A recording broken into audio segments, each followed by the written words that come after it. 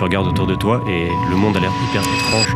Où j'étais dans ma chambre et en fait j'avais l'impression de ne pas reconnaître ma chambre alors que je savais que c'était ma chambre. Premier réflexe c'était d'aller voir dans le miroir et là du coup je me reconnaissais plus dans le miroir. Donc, mais du jour au lendemain? Du jour au lendemain. Ah ouais, c'est vénère. Ouais. C'était le truc le plus flippant que j'ai vu de ma vie. Là, les gens qui nous écoutent, ils vont se dire, mais ils sont tarés ces gens. Tarés, ouais. Non, mais c'est vrai, ils vont se dire, mais c'est des illuminés en fait. Ouais. Enfin... Je faisais parfois 10-15 crises d'angoisse par jour. L'impression de plus sentir ton corps, genre si tu te touches, t'as l'impression c'est comme de la viande. Ta vision elle s'assombrit comme ça, et après tu tombes. Si t'essayes de changer parce que tu penses que t'es une merde, tu changeras jamais. Il n'y a qu'une personne qui se sent pas suffisamment bien telle qu'elle est, qui peut essayer d'accomplir des trucs pour essayer de devenir suffisamment bien. On peut changer de question. On peut changer. Avant que l'épisode commence, comme tu le sais, je viens à peine de lancer ce concept, cette chaîne où j'invite des entrepreneurs qui soient successful ou pas, et on parle de tout sauf de business. Donc si tu aimes ce concept, s'il te plaît, ça me ferait vraiment plaisir que tu soutiennes la chaîne en t'abonnant, en likant, en partageant et même commentant la vidéo. Ça va montrer le soutien que tu peux m'apporter. Je te souhaite un très bon épisode. Hello Marc. Salut. Comment ça va ? Ça va bien. Ça va. 9h du mat, ça va. Ouais, c'était un peu dur ce matin. Un peu éclaté. Très content que tu t'aies accepté. Déjà je suis content aussi. Ça me fait plaisir. Ça va être un épisode assez spécial aujourd'hui. Parce qu'on va parler d'un sujet qui me touche particulièrement. Et je pense que tu es le master de ce sujet-là en ce moment. 1,5 million d'abonnés sur TikTok, 100 000 sur Instagram. Sur YouTube, 70 000, je crois. Et t'es le genre de gars que j'aurais voulu trouver quand j'ai eu mon burn-out. Cette fameuse anxiété qui est arrivée de je ne sais pas d'où et qui n'est pas partie depuis. Et je suis très content qu'on puisse partager ce petit moment ensemble. Bah écoute, ça me fait super plaisir d'être là aussi. Voilà. Du coup, ouais. C'est marrant que tu dises ça. J'aurais aimé avoir un mec comme moi sur les réseaux quand toi t'as eu ton burn-out. Ouais. Bah figure-toi que moi, quand j'ai eu le mien, j'ai eu un mec comme ça sur les réseaux. C'est vrai ? J'ai trouvé un gars qui avait ouvert sa chaîne 2 mois avant que moi, mon cerveau parte en couille. Ouais. Et ça m'avait tellement aidé. Et je crois que c'était même un petit peu ça les prémices de mon lancement à moi sur YouTube. Tu vois. En fait, quand je m'en suis sorti, je me suis dit, je vais faire la même chose. Je vais faire comme ce mec-là ou comme plein d'autres mecs que j'ai suivis après. D'accord. Et ça, c'est un truc de dingue. C'est parce que, tu vois, quand je suis tombé dans... On va pas rentrer dans tous les détails. Enfin, peut-être, je sais pas. Mais quand je suis tombé dans ça, moi, ça a commencé avec un gros vertige devant mon ordi. Mais genre vénère. Et ça m'était jamais arrivé de ma vie. Et j'avais vu que toi, il y avait un truc un peu similaire aussi. Et la première chose à laquelle tu penses, c'est j'ai un problème, je suis malade. Tu vois. Mais vraiment, le stress, il y a un truc qui va pas. Tu cherches une solution très vite, tu vois. Enfin, le premier truc que tu fais, c'est aller à l'hôpital. Moi, c'est ce que j'ai fait. On m'a dit, ok, vous êtes juste anxieux, prenez des cachets. Tu vois. En gros, c'était ça. Et après, tu commences à chercher des réponses sur Internet. Particulièrement, moi, sur YouTube, j'avais besoin de vidéos, de voir ce que c'est. J'arrivais vraiment pas à comprendre, en fait.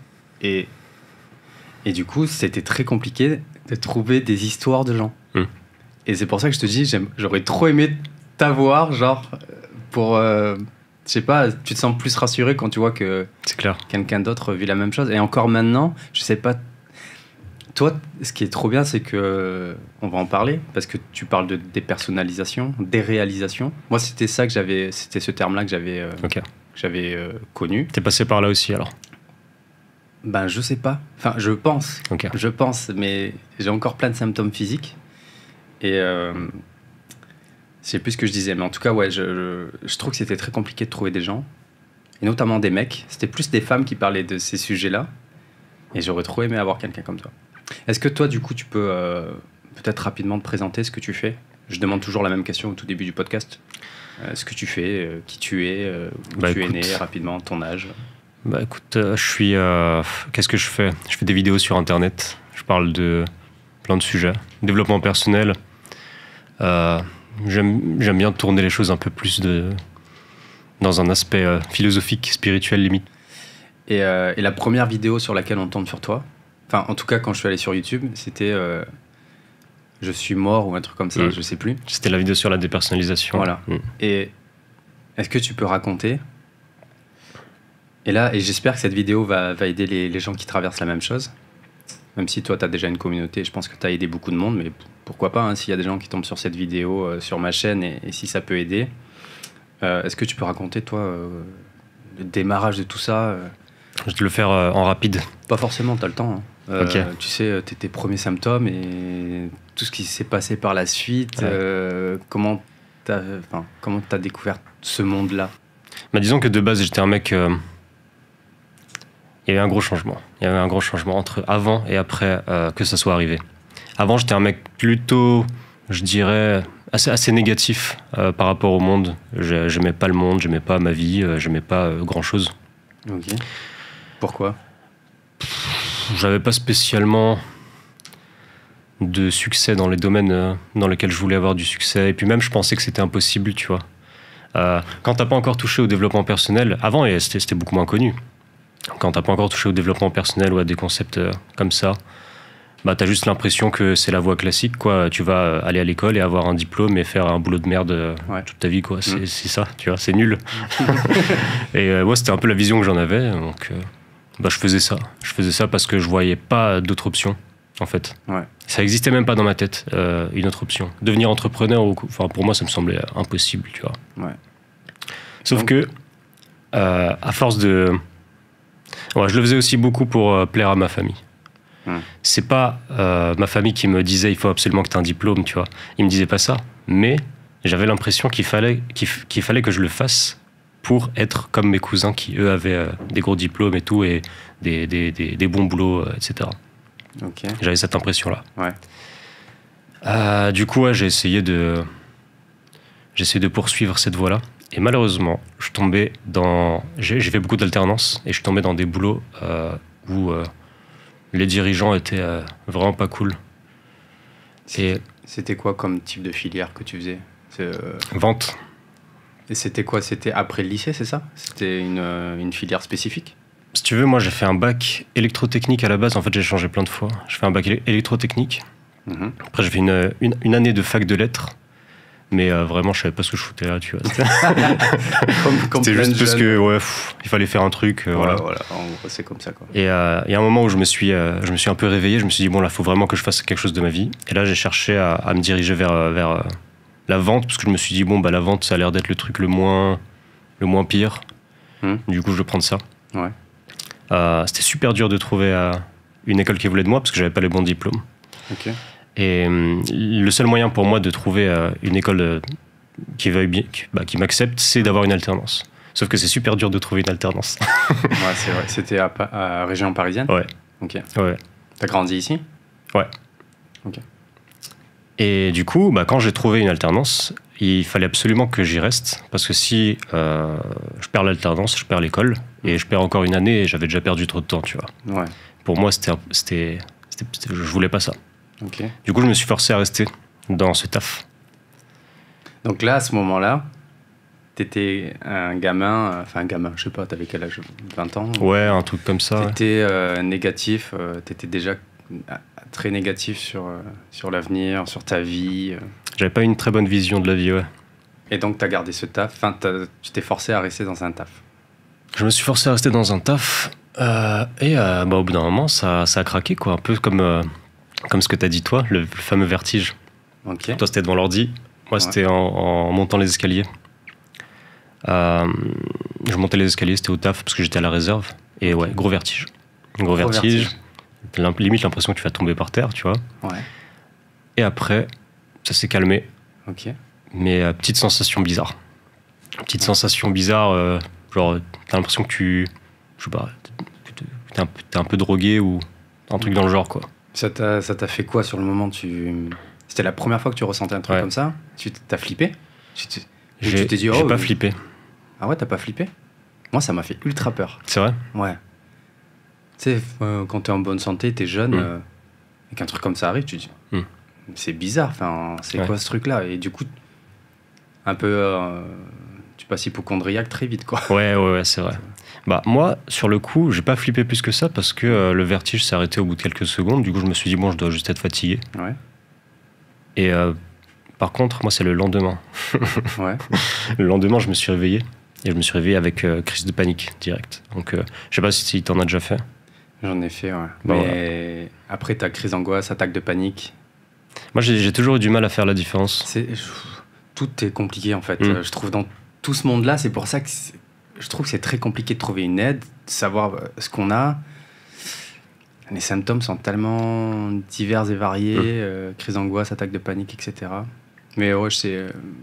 Donc, quoi, vas-y, t'as eu une attaque de panique le lendemain.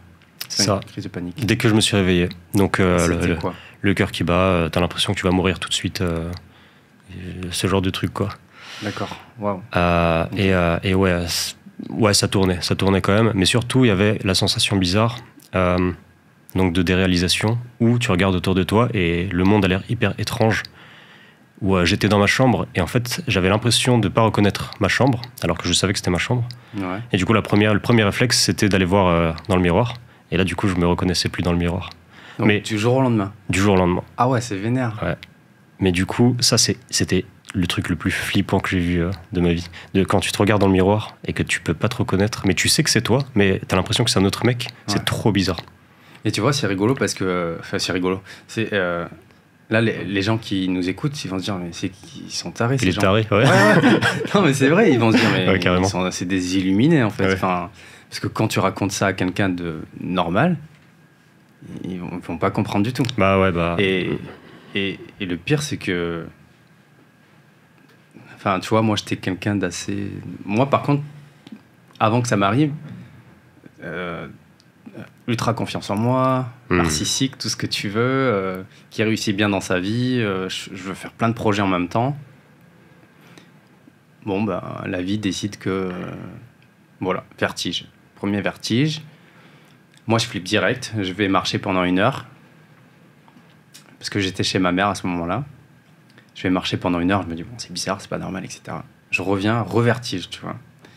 Et le soir même, je commence à voir tout mon côté gauche, là. Enfin, tout le côté gauche de mon corps avec plein de picotements partout, partout. Et je le dis à ma mère et elle me dit, ok, on va aux urgences, on sait jamais, c'est peut-être un infarctus ou un truc comme ça, tu vois.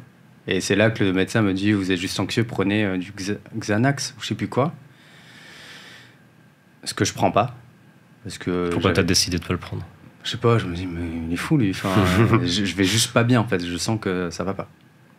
Et le soir même, comme toi, moi c'est le soir même,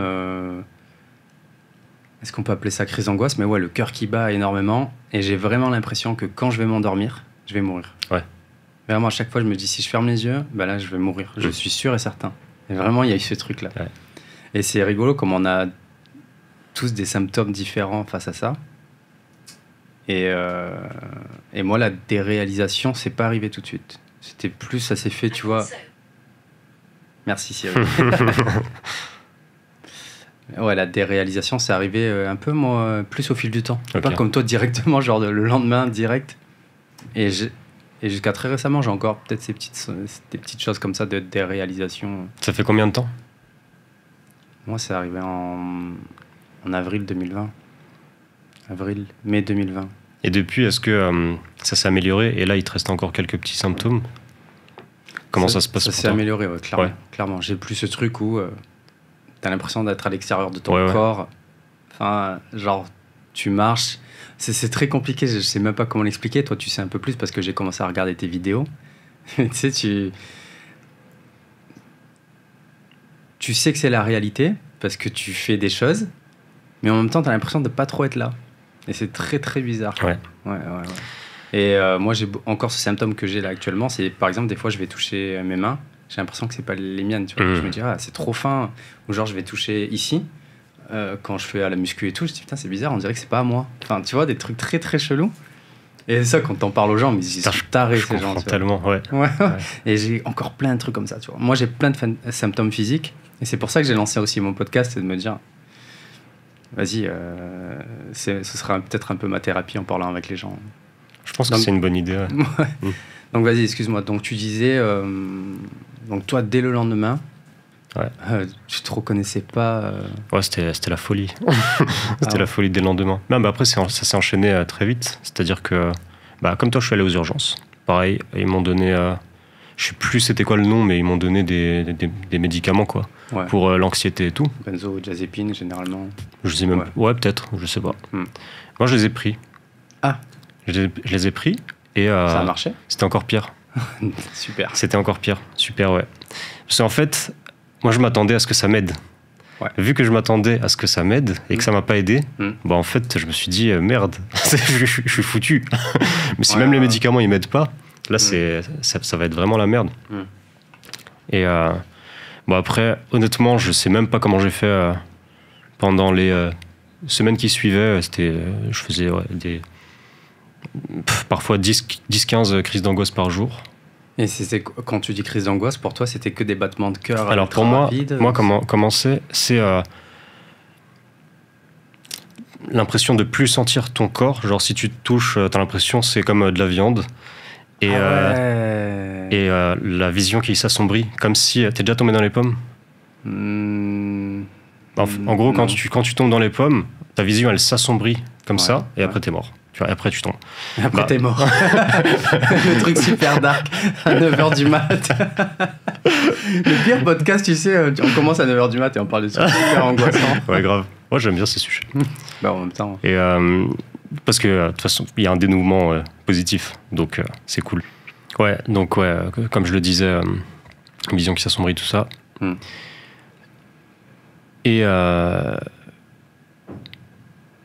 Et ouais, l'impression que tu vas tomber, quoi. Enfin, l'impression que je vais tomber par terre et que ce sera fini, quoi. Ouais, donc toi, tes crises d'angoisse, c'était plus l'impression vers un gros vertige où tu vas tomber. Ouais. D'accord. Et puis, tu peux plus respirer, enfin, les trucs classiques, quoi, tu vois. Les trucs classiques. En fait, j'ai tellement de choses à dire, parce que je pense avoir eu tous les symptômes possibles et imaginables. Quand tu lis les symptômes de l'anxiété, j'ai tout eu. Et j'en ai encore maintenant. Et toi, t'as eu que ça, c'était palpitations. Ouais. Et l'impression que tu vas tomber dans les pommes. Pas d'autres symptômes physiques. À part d'autres symptômes physiques. Non, je crois pas que j'ai eu d'autres symptômes physiques. C'est-à-dire des douleurs ou des trucs comme ça? Non, j'en ai pas eu. Moi, tu vois, par exemple, j'ai la vision floue, les acouphènes. Ah oui. J'ai plein de symptômes. La gorge qui est nouée et t'arrives plus à avaler.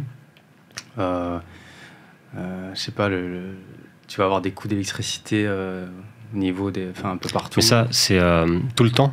Enfin, c'est à n'importe quel moment que t'as ça? Ou bien c'est... Maintenant, la vision floue, par exemple...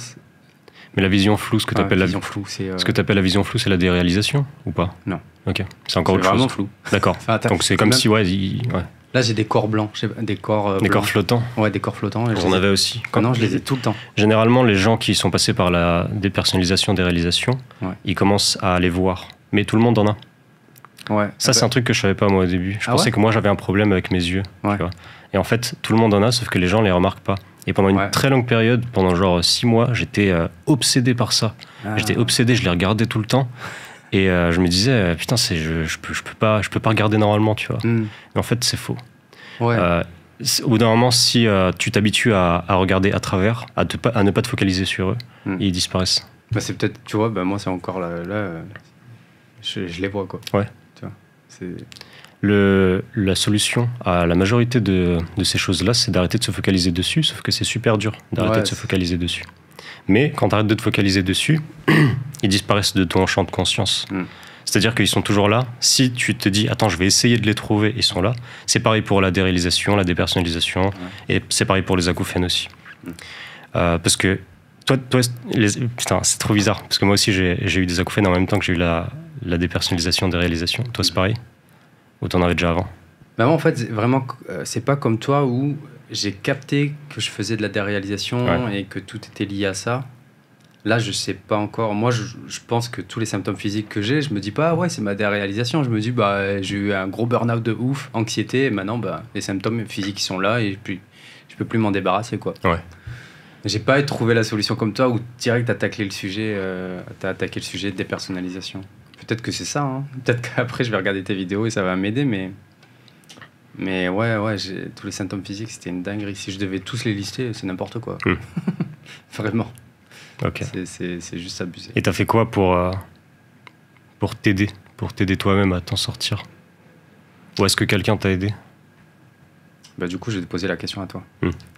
Vas-y, c'est ton interview, on va continuer. Vas-y. Je pense que tes réponses vont être plus intéressantes que mes réponses parce que moi, je m'en suis pas sorti. Ok. Ouais, donc t'as... Qu'est-ce qu'on disait?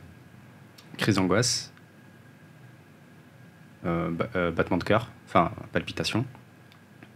Donc t'as pris les cachets, ça n'a pas fonctionné. Et du coup, t'as fait quoi? Rien. Ça a duré combien de temps et qu'est-ce qui s'est passé? J'ai souffert. J'ai souffert. Voilà, c'est tout.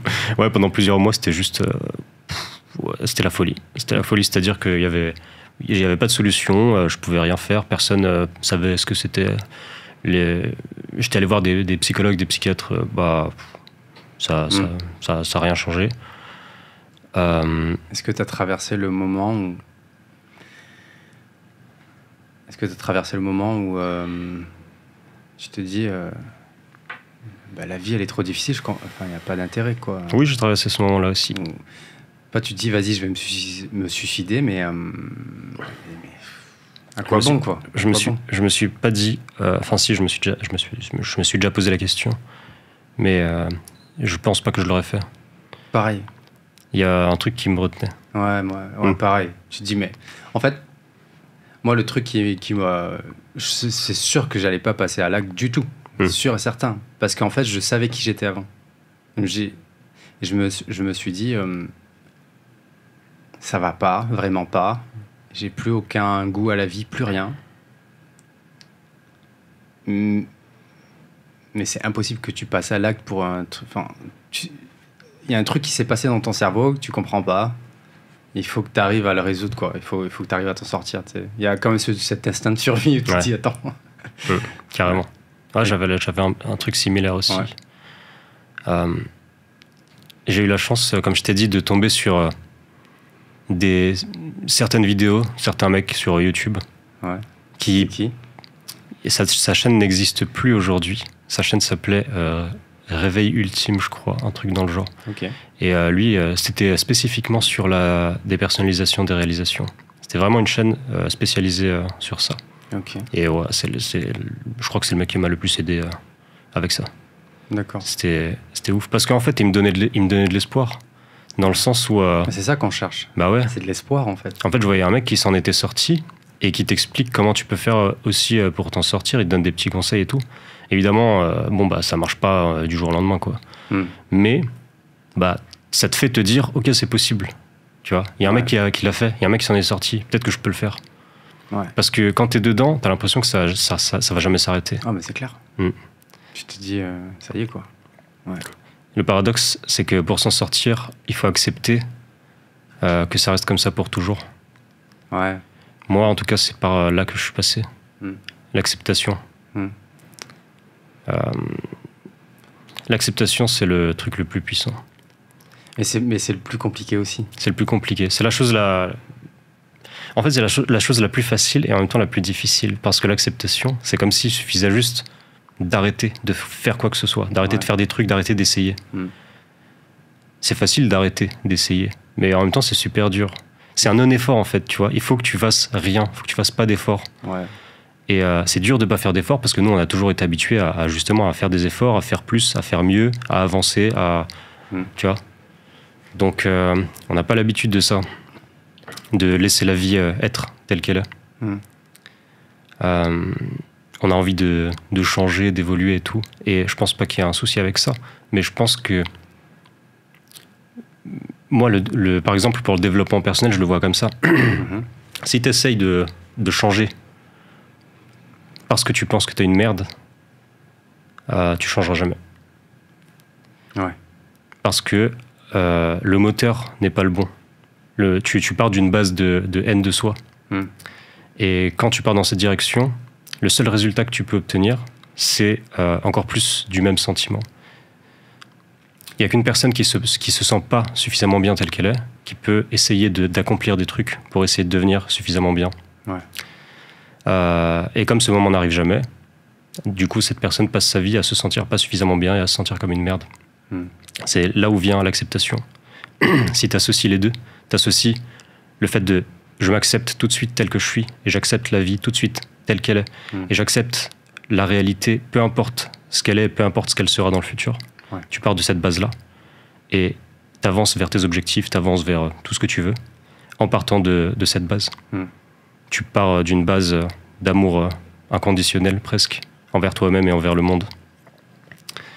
Et là, ton chemin, il peut que bien se passer parce que peu importe ce qui arrive, tu vas beaucoup plus facilement le prendre, tu vas beaucoup plus facilement le vivre que si tu étais parti par l'autre chemin, tu vois. Ouais. Et ça, c'est l'un des trucs que j'ai découvert dans la dépersonnalisation des réalisations. Et grâce à cette chaîne YouTube, c'est ça? Non, pas forcément. Lui, c'était plus... il te donnait vraiment des techniques que tu peux utiliser pour essayer de retrouver ton état normal. C'était beaucoup des concepts qui sont peut-être un peu liés à la méditation ou à la pleine conscience. Je me rappelle notamment d'un exercice où il disait va dehors et assieds-toi dans un parc et juste reste là et regarde devant toi mais sans vraiment regarder. Et juste concentre-toi sur tout l'environnement. Ouais. Genre, tu entends une voiture qui passe, tu vois une personne qui marche un peu là-bas, tu vois un pigeon qui s'envole ici. Tu te concentres sur tous les détails, mais sans vraiment les regarder. Juste essayer d'avoir conscience de tout ce qui arrive autour de toi. Ouais. Ça, c'était l'une des petites techniques. Une autre technique qu'il avait donnée, c'était... Généralement, les gens qui sont dans la déréalisation, ils sont constamment focalisés sur leurs symptômes.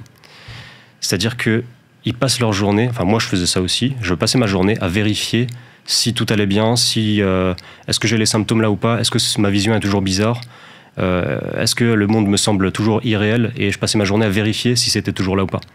Sauf que plus tu passes de temps à vérifier, plus ça se renforce. Et il donnait une technique, c'était même pas vraiment une technique, c'était plus un état d'esprit. Il avait une métaphore pour ça, c'était quand tu pointes la lune avec ton doigt, regarde la lune, regarde pas ton doigt. Et là, c'est exactement la même chose pour la déréalisation. Si tu veux, si tu regardes les symptômes, c'est comme si tu regardes en face de toi, c'est comme si tu pointais du doigt, sauf que au lieu de regarder ce qui se passe, tu regardes ton doigt. Du coup, partout où tu regardes, en fait, tu vois que ton doigt. Je comprends. Tu vois. Et c'est vraiment un switch mental. Ça va être peut-être un peu difficile à comprendre pour certaines personnes. C'est vraiment un petit switch mental. Là, on a perdu tout le monde. Bah ouais, je pense. Et ça t'aide à devenir beaucoup plus présent. Ok. Finalement, plus je t'entends, plus je me dis c'est peut-être ça que j'ai, quoi. Et que, tu sais, j'ai peut-être ignoré le fait sous-estimer la dépersonnalisation, la déréalisation. Parce que comme les symptômes au fil du temps se sont amoindris, je sais pas, maintenant c'est juste de l'anxiété, quoi. Ouais. Peut-être pas, tu vois, peut-être j'ai pas assez taclé le sujet. Franchement, on s'en fout. C'est pas important, je pense, de savoir ce que t'as exactement. Ouais, mais en fait, le truc, c'est ça. C'est que d'une, moi, par rapport à toi, j'ai pas accepté de devenir comme ça. Parce que j'aimais la personne que j'étais avant. Ouais. Énormément, tu vois. Et très compliqué de laisser le passé et de se dire, vas-y, maintenant, oublie la personne que t'étais avant et avance. Et accepte... de plus avoir la même énergie, accepte d'avoir tous ces symptômes, etc. Et mentalement, très compliqué. Et je pense que c'est peut-être pour ça, peut-être que j'ai toujours une espèce de résistance un petit peu, qui fait que je suis devenu hypocondriaque, par exemple. Vraiment. J'ai l'impression qu'à chaque fois j'ai un petit truc que je vais mourir. Je vais tomber. Ça va être un cancer, ça va être n'importe quoi. Vraiment. J'ai fait une batterie de tests, mais... tous les tests médicaux, examens médicaux possibles et imaginables. Et à chaque fois, il n'y a pas grand-chose, tu vois. Et au bout d'un moment, je me dis, je suis hypocondriaque. Jusqu'au moment où, en fait, je vais faire un test, un examen médical, ça va me rassurer parce que je vais voir qu'il n'y a rien. Après, je vais avoir une douleur, dans 2 semaines, je vais me dire, il y a un truc, tu vois. Et je suis devenu hypocondriaque de malade mental, tu vois, et hypersensible. Je comprends. Ouais, je comprends. Mais, ouais. Et quand tu vas voir des psys, moi, ça m'a jamais aidé, quoi. Ils sont à l'ouest, je trouve, sur des sujets comme ça. J'imagine qu'il y en a des très bons. mais que j'en ai pas trouvé sur ça. Faut tomber sur les bons, je pense. Mais tu sais, c'est comme dans tous les domaines. Hein.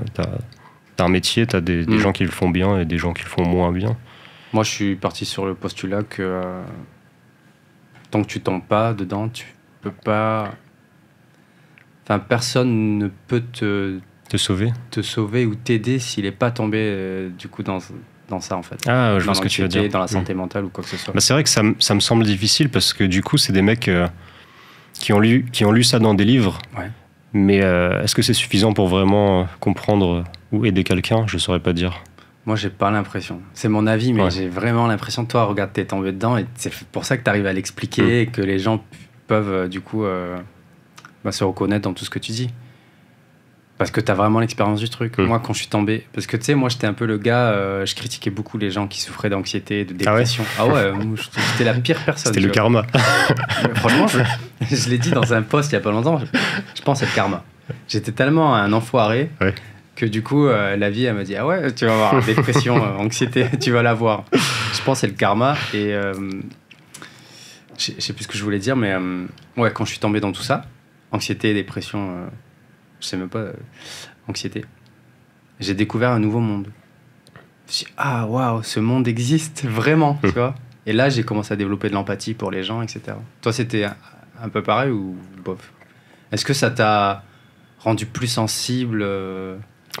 Pour moi, ça a changé ma vie en fait. Dans le sens, j'étais plus la même personne après. J'ai l'impression que la personne qui vivait à l'intérieur de moi avant ça, c'est pas la même personne que maintenant. Ça a vraiment rien à voir. Ça t'a changé pas en du bien? tout en très bien. Ouais. En fait, je suis vraiment reconnaissant d'avoir vécu ça.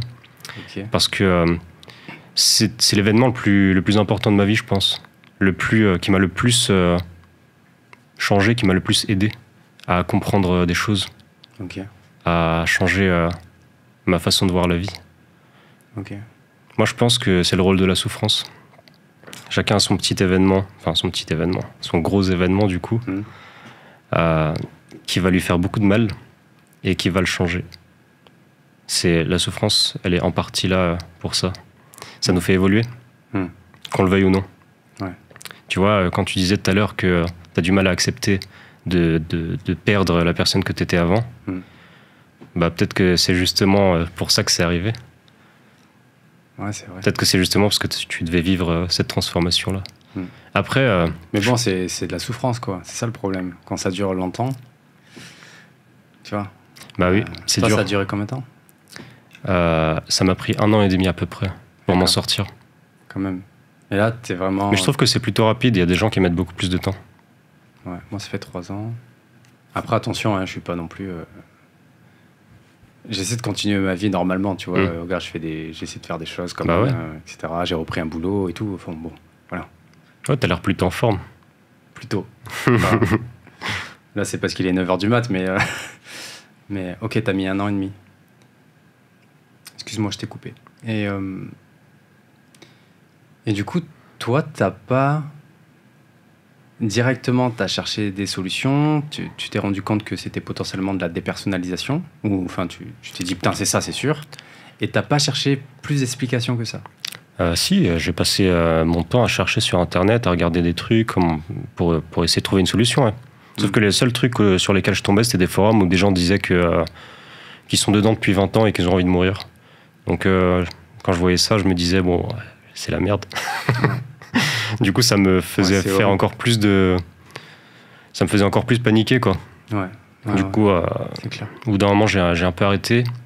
Je me suis beaucoup plus tourné vers... C'est là où j'ai commencé à lire des livres. Notamment de philosophie et de spiritualité. Ok. Ça m'a beaucoup aidé. Ah ouais? Carrément. Quel type de lecture? Le tout premier livre que j'ai acheté, c'était un livre de...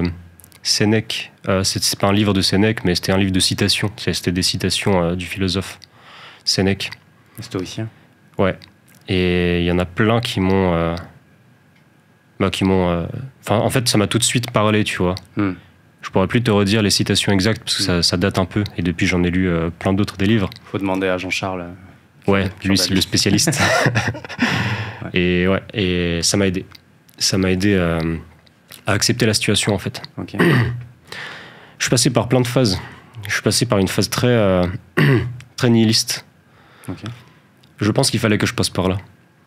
Dans le sens où il fallait que j'accepte d'abord que la vie, ça sert à rien, que de toute façon, quoi qu'il arrive, je vais mourir, que je suis pas important, que tout le monde va mourir et que, voilà, on part là-dessus, tu vois.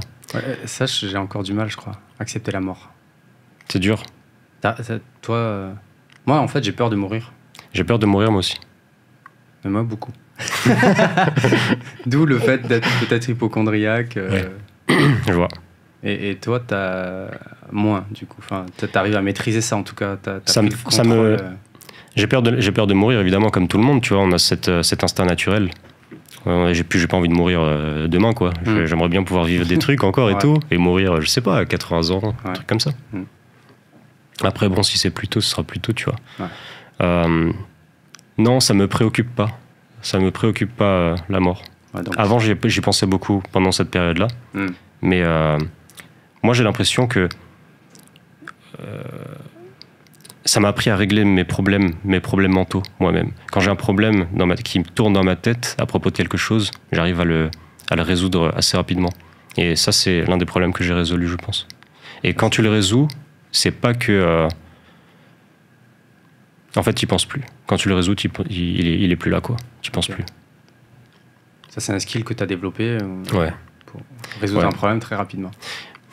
Un problème intérieur. Un problème intérieur. Un problème qui te prend l'esprit, quoi. Qui te prend la tête. Okay. Ça, c'est relativement facile aujourd'hui pour moi de les résoudre.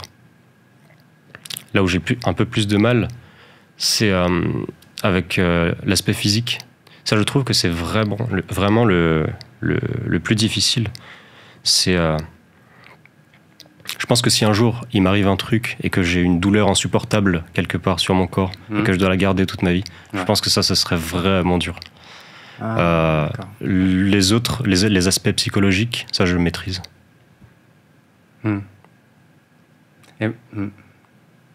Parce que c'est vrai que tu vois, moi les aspects physiques, c'est ça qui me fait stresser en fait. C'est parce que moi tous mes symptômes ont été physiques. Donc forcément...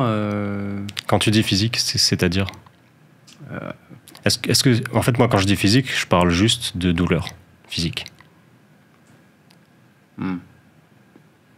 Ouais, moi, ça va être des palpitations, ça va être... tu vois, là, quand je vois pas bien, j'ai tout le temps... tu vois, j'ai beaucoup de pression. Ah ouais, ça peut être stressant, ouais. Tu vois, là, comme un étau qui se resserre sur le crâne. Je vois carrément. Et ça, je l'ai encore, tu vois, par exemple. Après, j'ai un tassement des cervicales, donc peut-être que ça joue. Mais... les fourmis, des grosses douleurs des fois dans le dos, tu vois, c'est physique. Et du coup, ou là en ce moment par exemple, je sais pas si c'est lié à tout ça, mais j'ai du mal à prendre des respirations profondes par exemple. Ma respiration est assez bloquée. Enfin, tu vois, j'ai plein de petits trucs. Et du coup, c'est dur de se dire t'es pas malade, tu vois. Tu vois, c'est dur de se dire c'est que de l'anxiété, c'est comme ça. Quand t'es dedans.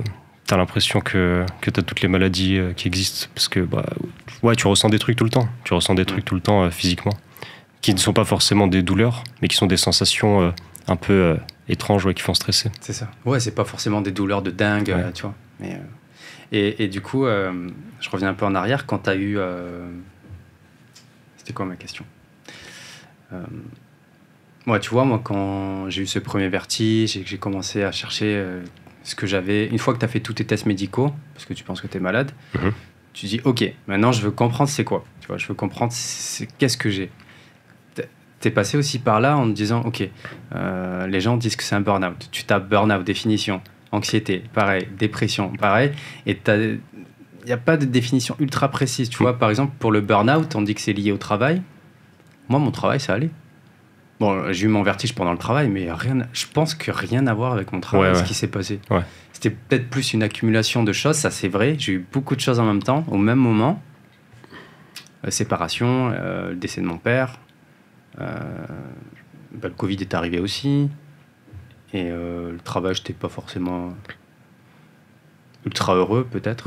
Et j'ai essayé de commencer ces dropshipping et tous les trucs. Commencer à essayer d'être entrepreneur. Et peut-être tout en même temps, ça a déclenché ce truc-là, tu vois. Et toi,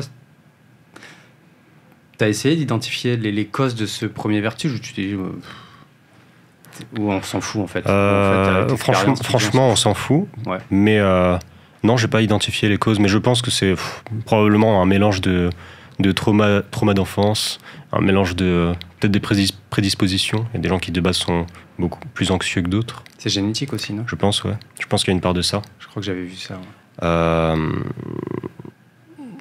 Je pense aussi que c'est peut-être lié au fait qu'on réfléchit beaucoup. Je sais pas si t'étais un mec qui réfléchissait beaucoup, qui rationalisait tout dans sa tête, qui essayait de tout comprendre.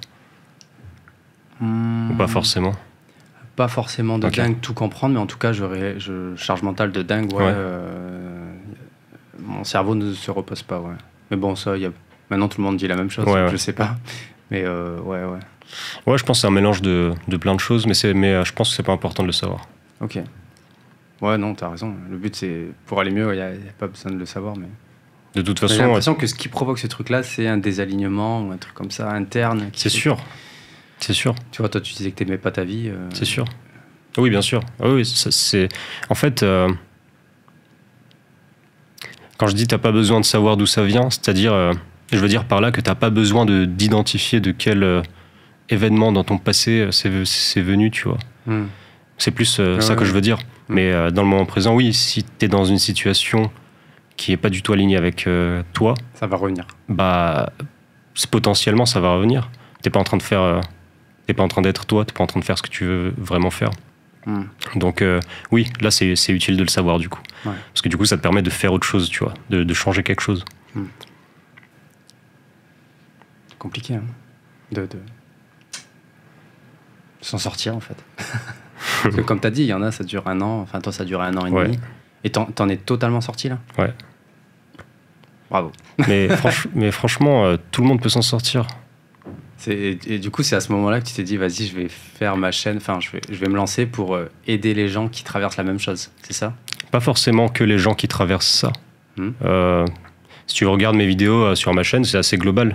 Je fais des vidéos sur un peu tous les sujets qui, moi, m'intéressent, tu vois. Je ne suis pas juste focalisé sur ce truc-là, je vais aider les gens qui font des personnalisations, des réalisations. Moi, je m'intéresse à des trucs, et les trucs qui m'intéressent, je les transmets. Je me complique pas la vie là-dessus. Parce que j'avais vu une vidéo où tu disais que toi, tu avais commencé à faire des vidéos. Après, peut-être que j'ai mal écouté, mais tu disais que tu avais commencé à faire ça aussi pour toi, pour aller mieux. Bah moi, ça me faisait... c'était une genre d'autothérapie, tu vois. Un peu comme ce que toi tu fais en faisant le podcast, ce que tu disais au début. Ouais, carrément. D'accord. Ça m'arrivait souvent même avant de commencer à faire des vidéos, j'avais une caméra. Ouais. Et je la posais juste et je discutais avec moi comme ça. Ah oui, juste pour... Ouais, sans jamais rien poster. Pendant presque 1 an, j'ai fait ça. Ah oui? Ouais. Juste pour aller mieux, quoi. Je sais pas, pour discuter avec moi. Ouais. Parce que je trouve que c'est intéressant comme exercice à faire. Ouais, je pense. Que ce soit du journalling comme les gens peuvent le faire. Ouais, c'est une forme de journalling, c'est ça, ouais. Totalement. Et ouais.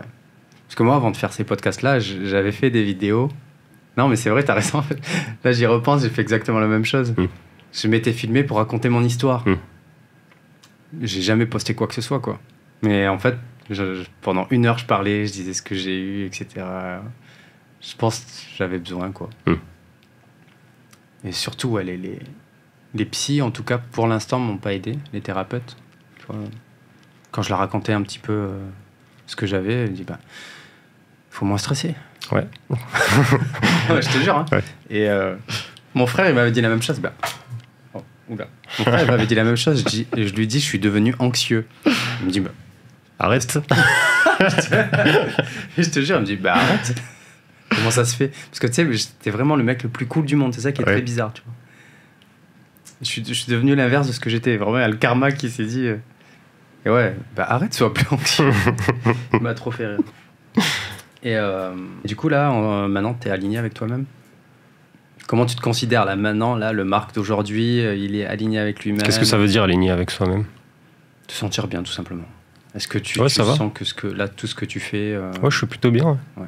Je suis plutôt pas mal. Je pense que c'est une jauge, tu vois. Ouais. T'es jamais à 100 sur la jauge, t'es jamais à 100 sur 100.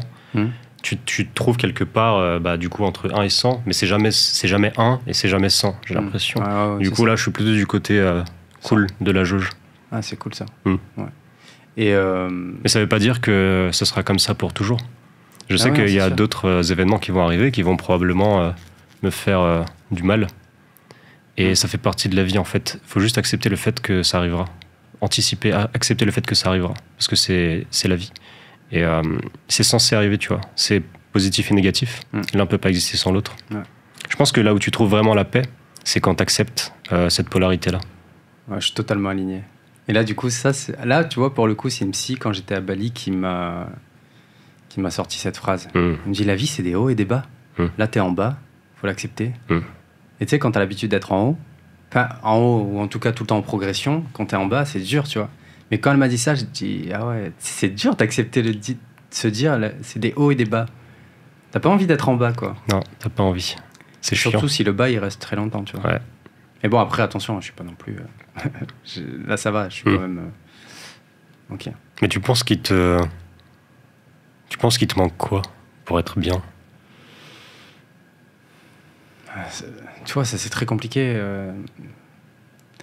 de répondre à cette question. C'est comme quand je dis à mon beau-frère, en ce moment ça va pas, je suis stressé, etc. J'ai besoin d'être seul. Il va me dire, ouais, mais pourquoi? Enfin, c'est quoi la raison? Mais je sais pas l'expliquer en fait. C'est que ça va pas, c'est tout, tu vois. Mais qu'il me manquerait quoi pour aller mieux? Peut-être avoir mon business. Ça, c'est clairement quelque chose qui est important pour moi. Tu vois. Avoir mon business, travailler où je veux, quand je veux, avec qui je veux. Moi, je veux pas être un glandeur, genre ne plus travailler. Parce que ça, de toute façon, j'aime bien travailler. Ouais.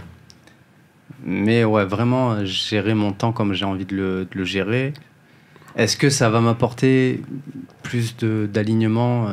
Je pense. Après, enlever tous mes symptômes physiques, ça, c'est pas sûr, tu vois. Ça, c'est pas sûr. Est-ce que tu en as déjà que tu avais avant des symptômes physiques et qui sont plus là, qui sont partis? J'ai beaucoup moins de palpitations, ça, clairement. Clairement. Ça, c'était assez flippant. Je sais plus, mais... Ouais, les picotements, j'en ai moins. Ça, clairement, aussi. Et c'est ça qui te fait dire que...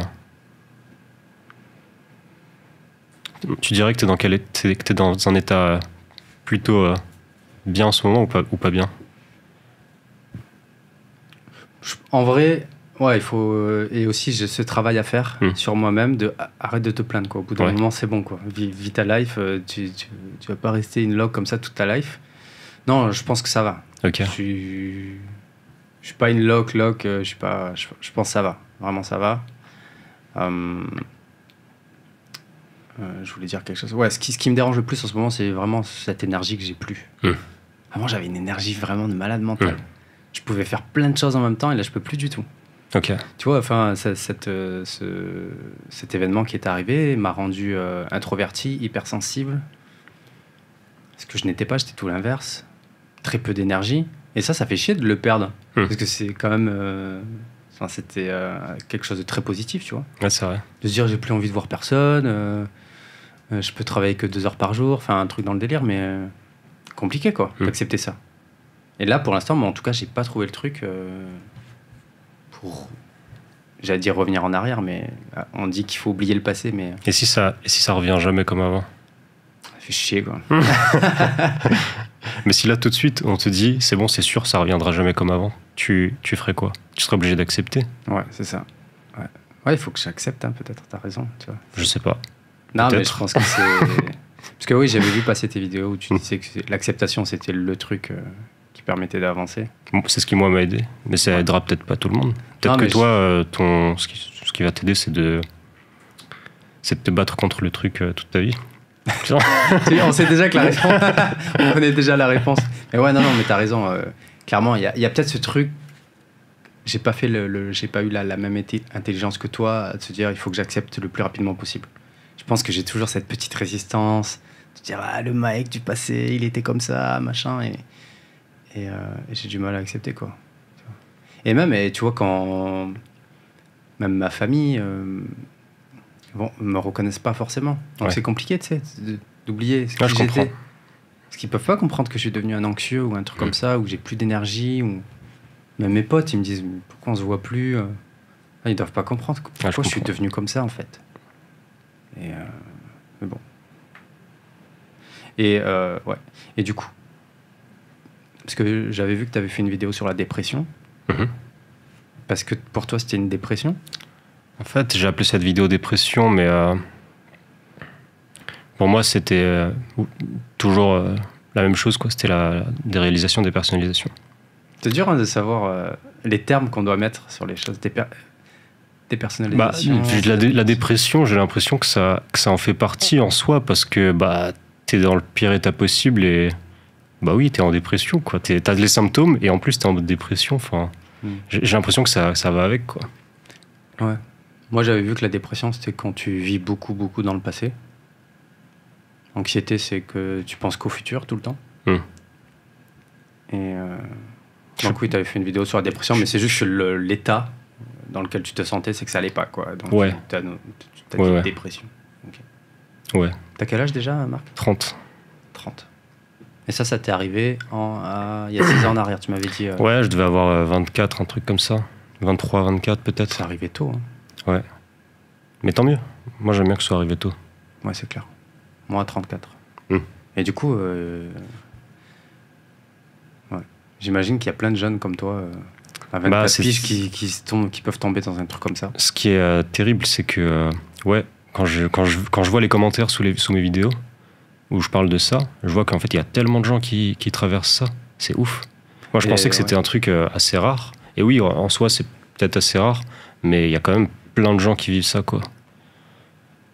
Et moi, j'ai l'impression qu'il y aura de plus en plus. De plus en plus, ouais. À cause des réseaux sociaux, non? Peut-être qu'ils sont plus visibles. Dans chaque podcast, je parle des réseaux sociaux, mais parce que j'ai vraiment l'impression que c'est... pas que c'est le mal, mais que ça génère beaucoup, beaucoup d'anxiété. Beaucoup de stress. Par rapport à la comparaison, principalement, tu veux dire? Je pense ça, ouais. T'en penses quoi, toi? Je pense aussi. T'es tombé dans ça? Dans la comparaison? Dans le stress à cause des réseaux? Ouais, bien sûr. Je tombais dedans. Quand je voyais des gens qui ont plus de succès que moi ou qui font un truc que moi, qui sont déjà au niveau au-dessus, tu vois, au niveau où moi je voudrais être. Que ce soit dans le business ou peu importe le sujet. Ah, donc, toi, quand tu t'es lancé sur TikTok, t'as commencé avec TikTok, c'est ça? Ouais. Quand tu t'es lancé sur TikTok, c'était du coup pour raconter un peu ton histoire, faire du bien-être, enfin aider les gens, dev perso, quoi, c'est ça? Et après, t'as eu un goal où tu t'es dit, je veux vivre de cette activité. Évidemment. Et aussi, tu te comparais avec les gens qui faisaient un peu les mêmes choses. Ouais. Et il y en a? Beaucoup? Pas forcément exactement les mêmes choses que moi, mais ça n'a pas d'importance en fait. Juste, tu vois un mec plus successful et tu te dis, bon, bah, j'ai encore du boulot, fait un peu chier, tu vois. Son truc, il a l'air mieux. Ah, ouais. Il fait plus de vues, ce genre de conneries. Ouais. Bon, après, c'est pas non plus. On va dire, ça me gâche pas la vie, quoi. Ouais. Mais c'est toxique. C'est une pensée qui vient comme ça. Mais ça peut être toxique tous les jours ou je sais pas quoi, de voir. Moi, ce que je trouve toxique, par contre, sur les réseaux, c'est que quand tu scrolles sur TikTok, tu vois des personnes qui ont, je sais pas, tu vois des embrouilles, des trucs. Notamment, pour l'exemple le plus facile, c'est la télé-réalité, ce genre de choses, tu vois. Okay. Tu vois des gens qui s'embrouillent, vraiment des embrouilles débiles, des trucs, tu te dis, mais le monde, il est comme ça, tu vois. Et en fait, à force de voir ça, tu te dis vraiment, putain, c'est ça le monde. Et alors que c'est pas vrai, tu vois. Ouais. C'est pas vrai, le monde, il est pas comme ça. C'est juste que ton feed TikTok, il est comme ça. Et parce que TikTok, j'imagine qu'il montre que les trucs qui partent un peu viraux et les gens. Forcément. Pour lesquels les gens ont un forcément. intérêt. Ça déclenche le plus d'émotions, donc c'est ce qui marche le mieux, carrément. Comparaison, les réseaux sociaux. Mais c'est aussi une très bonne chose, les réseaux sociaux, parce que tu peux trop apprendre. Clairement, ouais. Donc pour moi, c'est plus positif que négatif, clairement. Et puis c'est ce qui me permet aussi de vivre aujourd'hui, de gagner de l'argent en faisant ce que j'aime. Donc c'est cool. Donc là, tu gagnes de l'argent avec... Ouais. Okay. Ouais. Oui, c'était l'un de mes objectifs. Je voulais absolument vivre de ce que je fais. Parce que, quitte à... Je voulais pas que ce soit séparé, tu vois. j'aime faire ça, j'aimerais pouvoir faire ça tout le temps. Du coup, autant que je trouve un moyen d'être payé pour le faire, tu vois. Clairement. Ah ouais. Puis on en avait parlé un petit peu, tu m'avais dit... quand je t'ai dit, le truc très compliqué, c'est quand tu veux monétiser du bien-être. Ouais, ouais. T'as eu ce truc-là où tu t'es dit, carrément. Je sais pas, ouais, on va me juger. J'ai eu ça. J'ai eu très très peur de vendre pendant longtemps. Ouais. Justement parce que j'avais peur que les gens se disent c'est un arnaqueur, il fait ça que pour l'argent, en fait il veut pas vraiment aider les gens, il fait ça que pour la thune, etc. J'avais très peur que les gens se disent ça. Alors que t'as commencé il y a 2 ans et t'as apporté beaucoup de valeur, quoi. Bah, je pense que j'ai aidé pas mal de gens. Mais après, en fait, c'est surtout cette peur-là, elle est plus liée à ce que moi je pense de moi qu'à ce que les gens pensent de moi. En fait, si tu veux, si je vois... fausse croyance que tu t'es faite toute seule dans ta tête. Si je vois un commentaire, ça vaut pour tout, hein, ça vaut pour tout et pour tout le monde. Ouais. Si tu vois, je sais pas, un commentaire sous ta vidéo qui te dit t'es un arnaqueur et que ça te touche, bah en fait, c'est juste que t'avais peur que ce commentaire apparaisse parce que c'est ce que t'as peur d'être, c'est ce que toi tu penses déjà à l'intérieur de toi, tu vois. C'est la peur, elle est à l'intérieur de toi en fait, elle est pas dans le commentaire. Si toi t'as réglé ce souci-là, genre le regard des gens qui vont pas t'aimer, des gens qui vont te traiter de tous les noms dans les commentaires, si toi t'as réglé ça à l'intérieur de toi, les commentaires ils vont plus rien te faire. Ah oui, mais clairement. Et puis en vrai, moi je trouve ça super simple. Enfin, monétiser du bien-être, pourquoi pas? Les gens ils payent des psys, ils payent tout et n'importe quoi pour aller mieux. Enfin, monétiser du bien-être, je trouve que c'est une bonne chose. Enfin, tu payes quelqu'un pour aller mieux. Qu'est-ce que tu veux de plus? Tu vois, enfin, c'est ultra légitime, je trouve. Tu vois.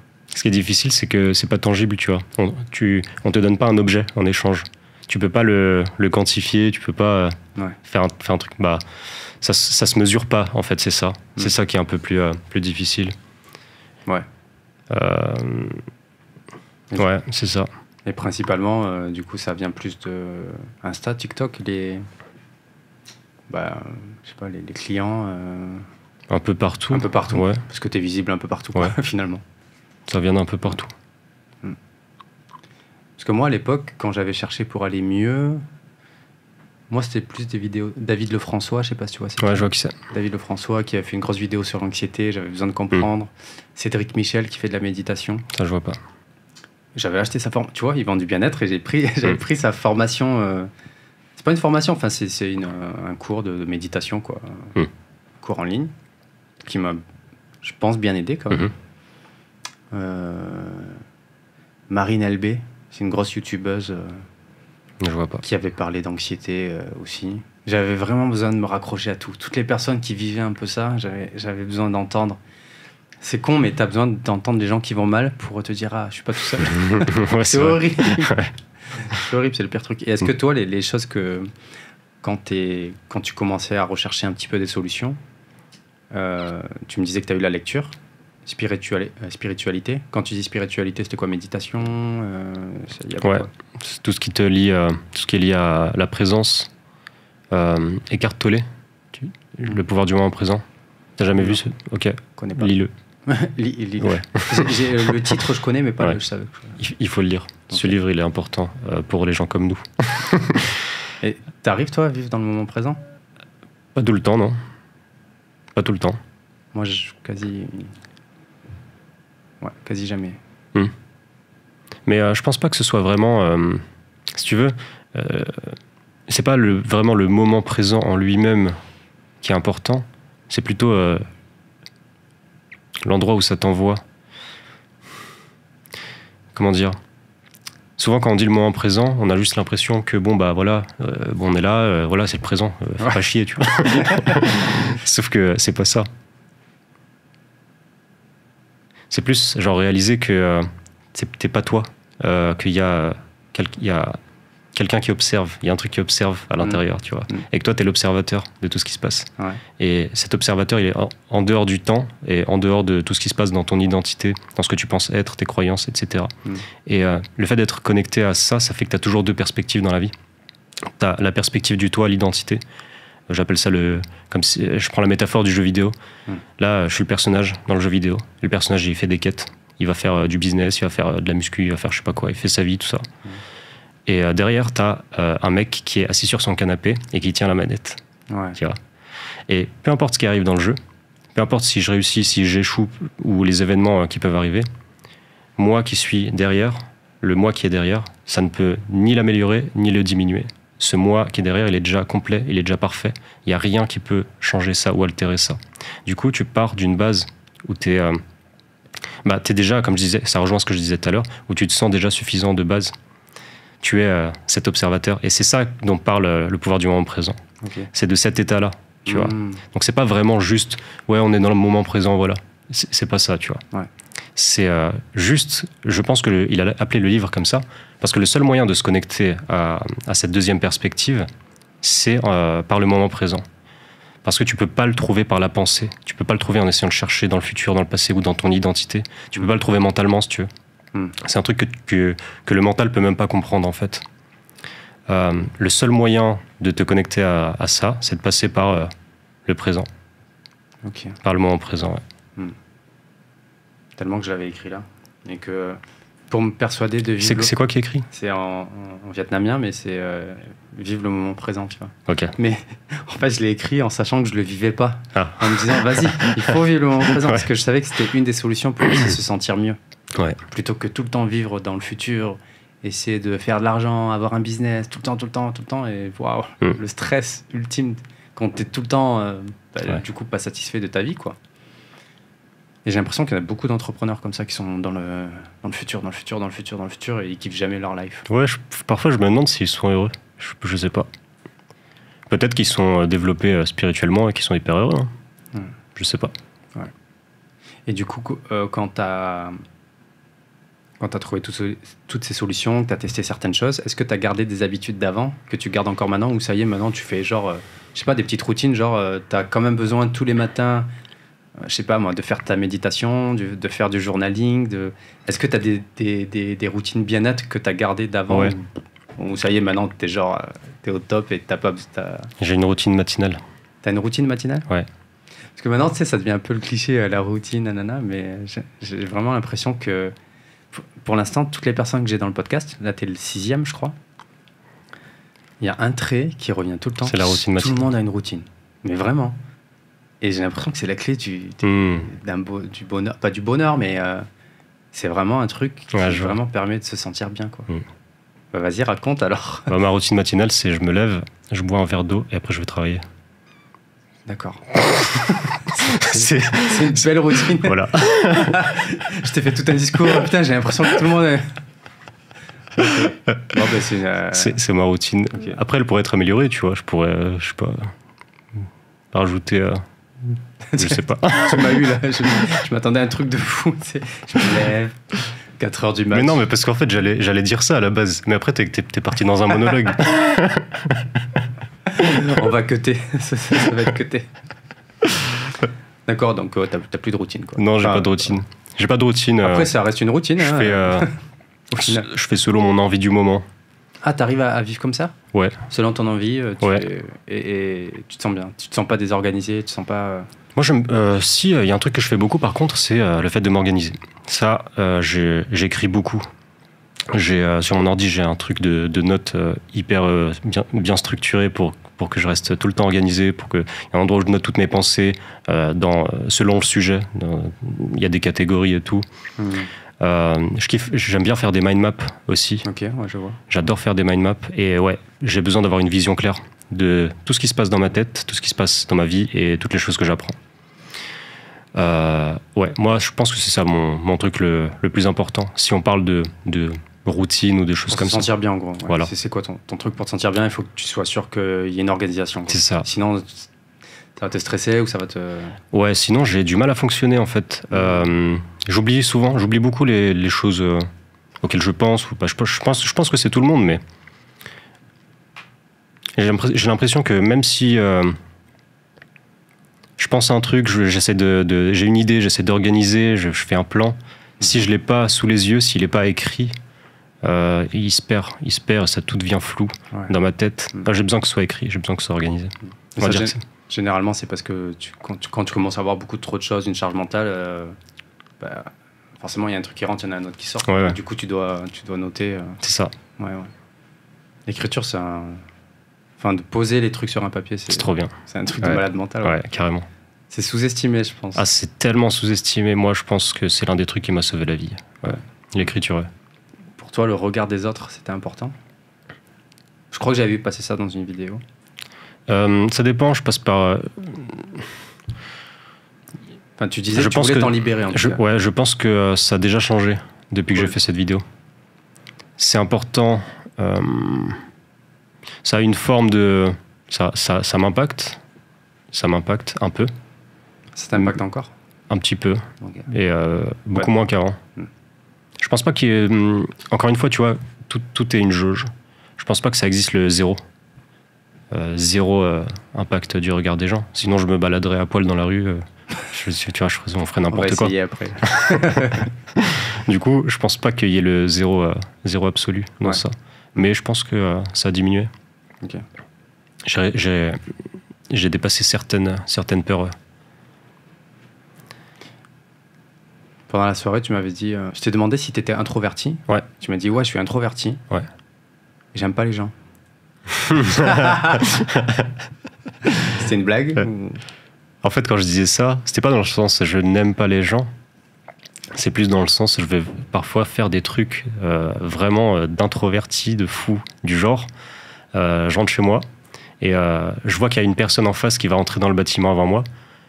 Bah en fait, je ralentis un peu, comme ça elle prend l'ascenseur et je suis pas obligé de rester dans l'ascenseur avec elle. Ah oui. Tu vois ce genre de truc? Ouais. Bah ouais. Ça, c'est le genre de truc que je fais parfois. Mais juste, ça me parle.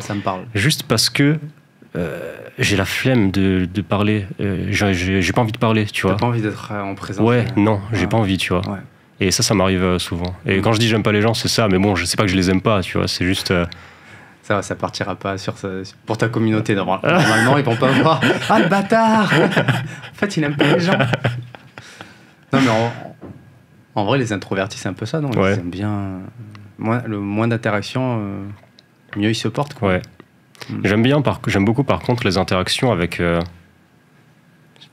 certaines personnes. Il y a certaines personnes avec qui je trouve que c'est facile d'avoir une discussion.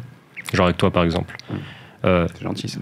Je sais pas, ça passe rapidement, tu vois, le feeling. Et il y a certaines personnes comme ça avec qui c'est facile de parler, ouais. Mais je pense que c'est souvent les gens qui sont un peu comme moi, je sais pas, qui aiment bien réfléchir à des trucs un peu plus profonds. Les discussions un peu basiques, c'est vrai que ça me fait un peu chier. Il n'y a pas de définition. Et le pire, c'est qu'à chaque podcast, je le redis à chaque fois, mais j'ai beaucoup d'introvertis. Mais pourtant, ils font des choses exceptionnelles, quoi. Comme toi, par exemple, tu vois. T'es en train de construire une communauté, t'as 2 millions d'abonnés, je sais pas quoi, et t'es introverti, tu sais. Pour moi, je me dis, c'est bizarre. Et en fait, non, il y en a plein. Je pense... Avant, c'était pareil, j'ai eu Manon. Jean-Charles, pareil, c'est un introverti. Il a fait une soirée, il parle au micro. Je dis, mais c'est bizarre. J'ai du mal à... Mais ouais. Je pense qu'il y a certains introvertis, justement, comme ces gens-là, qui sont un peu des stratèges. Ils sont là, ils planifient, ils font des plans dans le silence, tu vois. Ouais. Et après, ils lancent des trucs. Et c'est ça, c'est des stratèges. Moi, je pense que t'as toujours été ça marche comme ça. Ouais. Depuis tout petit? Je pense, ouais. À l'école et tout, t'étais un gamin? Non, je pense, à l'école, j'étais plutôt... les profs m'appelaient tête dans les nuages. Ah, un parce que, ouais, genre, j'étais le genre de mec qui était comme ça, genre dans le vide, tu vois. Qui pensait à des trucs. Et ça, c'est un truc... Enfin, plus je prends de l'âge, entre guillemets, plus je me dis que c'est trop bien, en fait, les rêveurs. C'est ça, le futur, en fait. Enfin, vraiment, sans mentir. Hein. Il y a 2-3 jours, j'étais avec ma copine et on était, je sais plus, à un festival de... C'était la street food ou je sais plus quoi. Et il y avait plein de gamins qui jouaient tous ensemble et tout. Et il y en avait une qui était en train de jouer avec le sac de sa mère, comme ça, qui était vraiment toute seule. Et je lui ai dit, c'est ça le futur, tu vois. Les gens qui rêvent, en fait. Je sais pas, je préfère. T'es pas un mouton, t'es pas dans le truc... Vraiment, hein. Parce que ouais, j'avais vu que tu faisais tes dernières vidéos, tu disais que t'en avais marre de l'impression de pas être authentique, etc. Ah oui. Et ça, c'est encore présent chez toi? Si tu veux, j'ai traversé une phase où j'ai commencé à faire des vidéos sur TikTok. Et il y a un moment où c'est devenu sérieux. C'est ça. Au début, je le faisais vraiment avec un certain détachement. Dans le sens où je me suis lancé, je m'attendais pas grand-chose de spécial. Du coup, je faisais juste mes petites vidéos en m'en foutant un peu. Plus j'ai commencé à faire des vues, à avoir du succès, plus ça s'est devenu sérieux dans ma tête. J'ai commencé à me dire, putain, il faut pas que je perde ce que j'ai gagné là, il faut que je capitalise là-dessus, il faut que je fasse les choses bien, il faut que ce soit parfait, etc., etc. Donc du stress qui vient un peu avec ça? Ouais. Quand tu mets de la pression dans quelque chose, c'est pas forcément... trop de pression, c'est pas bon, ça casse tout.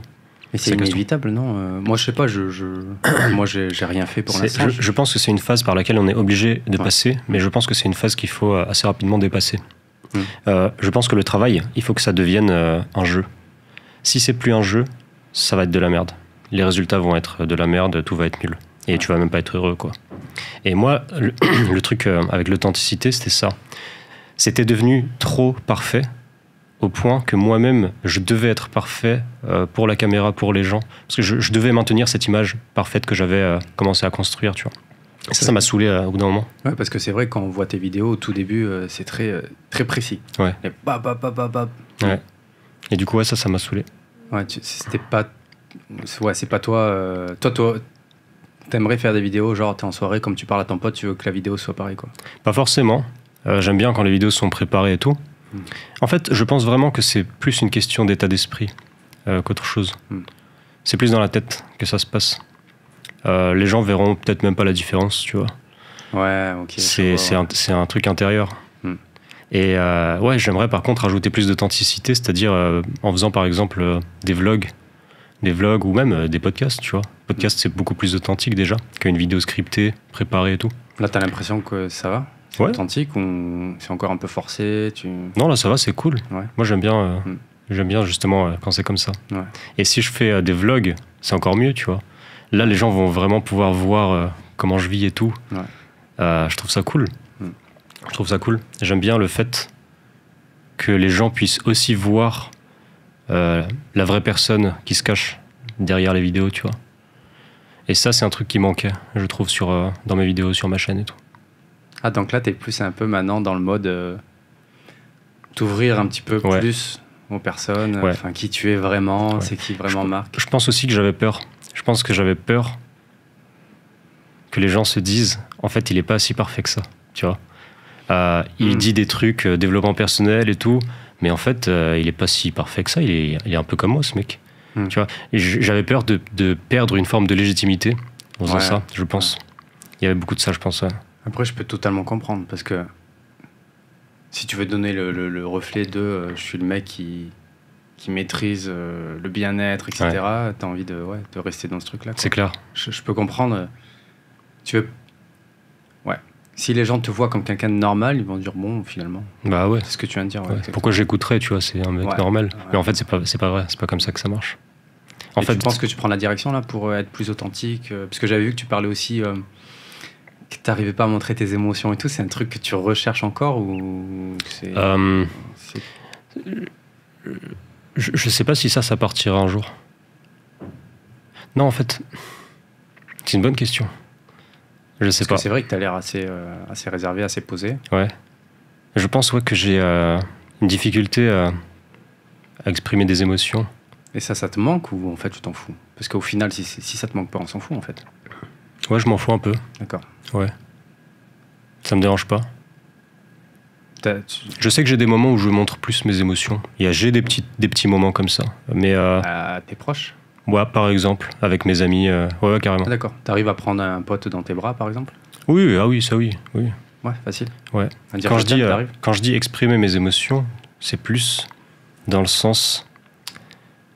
tu vois, il y a des gens, quand ils sont joyeux, bah genre, ils sont en mode explosion de joie et tout, tu vois. Moi, mon mode joyeux, c'est ça.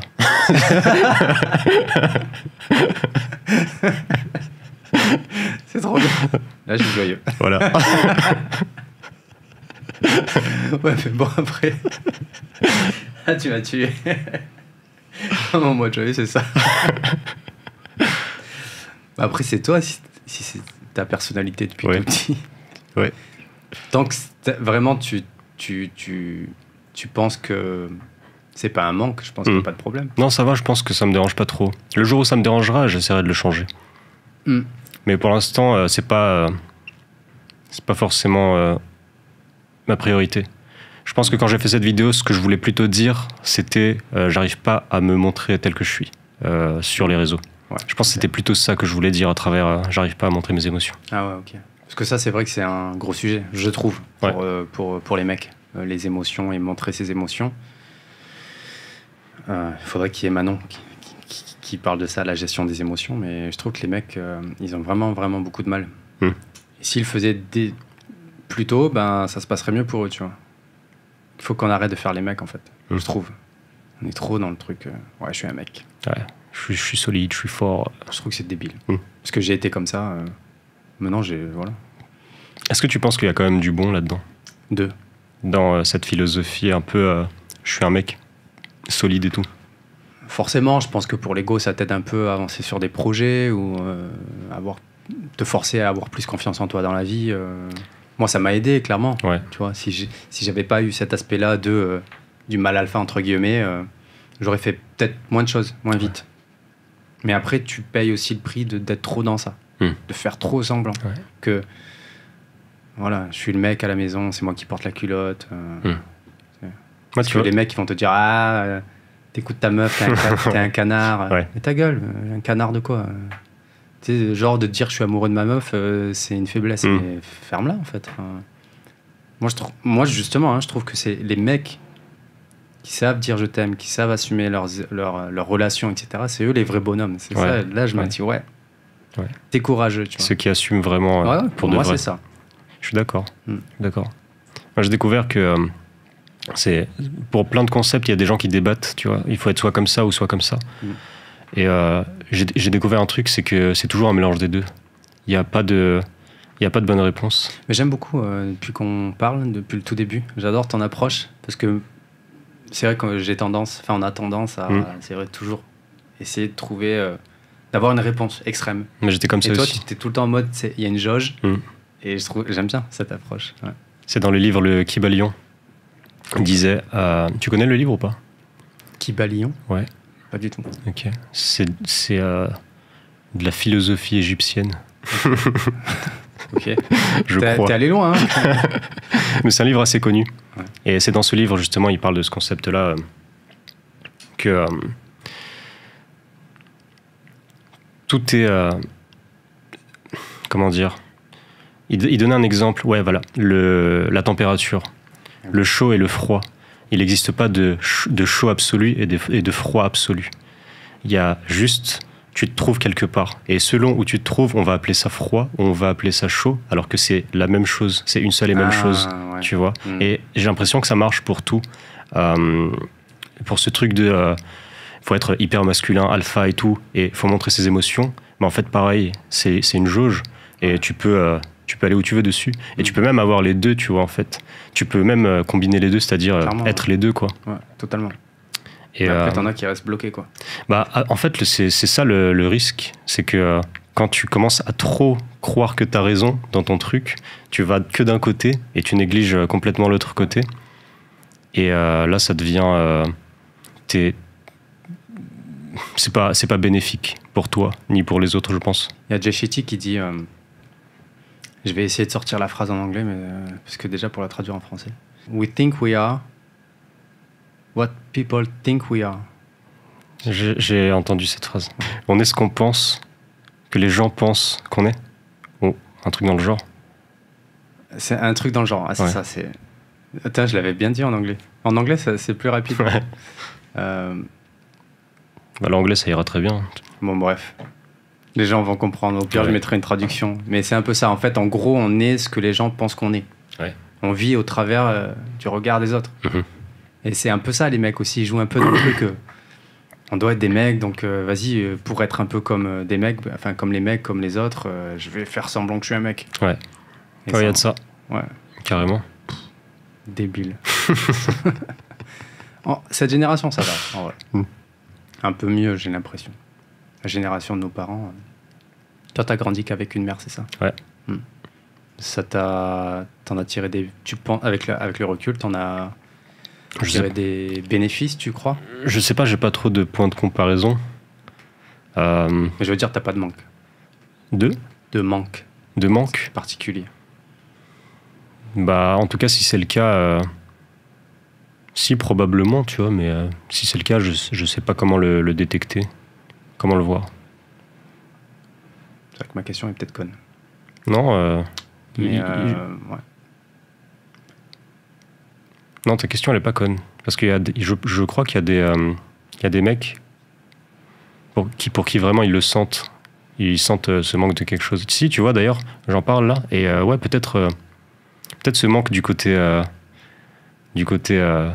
d'un enseignement, d'un maître, d'un enseignement masculin, tu vois. Ouais. Ça aurait pu être ça, peut-être, d'avoir une figure... En fait, tu vois, généralement, hein, quand tu grandis qu'avec des femmes, tu vas développer quand même une certaine sensibilité, pas être féministe, mais tu vois, vraiment te ranger du côté des femmes. Et toi, quand on te voit, t'es très posé, t'es très, tu vois, tu montres pas tes émotions, etc. Ça fait plus le gars que genre un mec qui a grandi avec une femme, tu vois. Ouais, je pense que j'ai trouvé d'autres rôles modèles sur le chemin pour le côté masculin.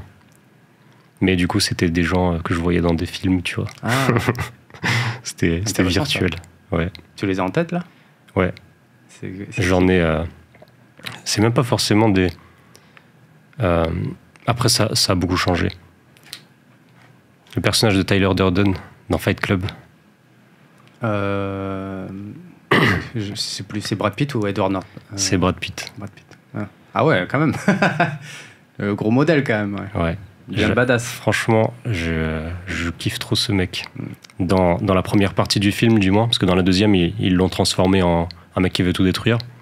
Mais dans la première partie du film, genre, le mec, il est détendu, quoi. Il est ancré. J'aime bien. Et souvent, ce qui se passe quand tu regardes une personne, quand tu passes du temps avec une personne ou que tu regardes un film, tu ressens l'énergie de cette personne. Dans le sens, comment dire, disons, tu es dans une pièce avec un gars qui est calme, qui parle calmement, ben en fait, tu vas ressentir ce calme-là, tu vas ressentir cette énergie, tu vois, qui se dégage de lui. Totalement. Et moi, je regarde beaucoup ça.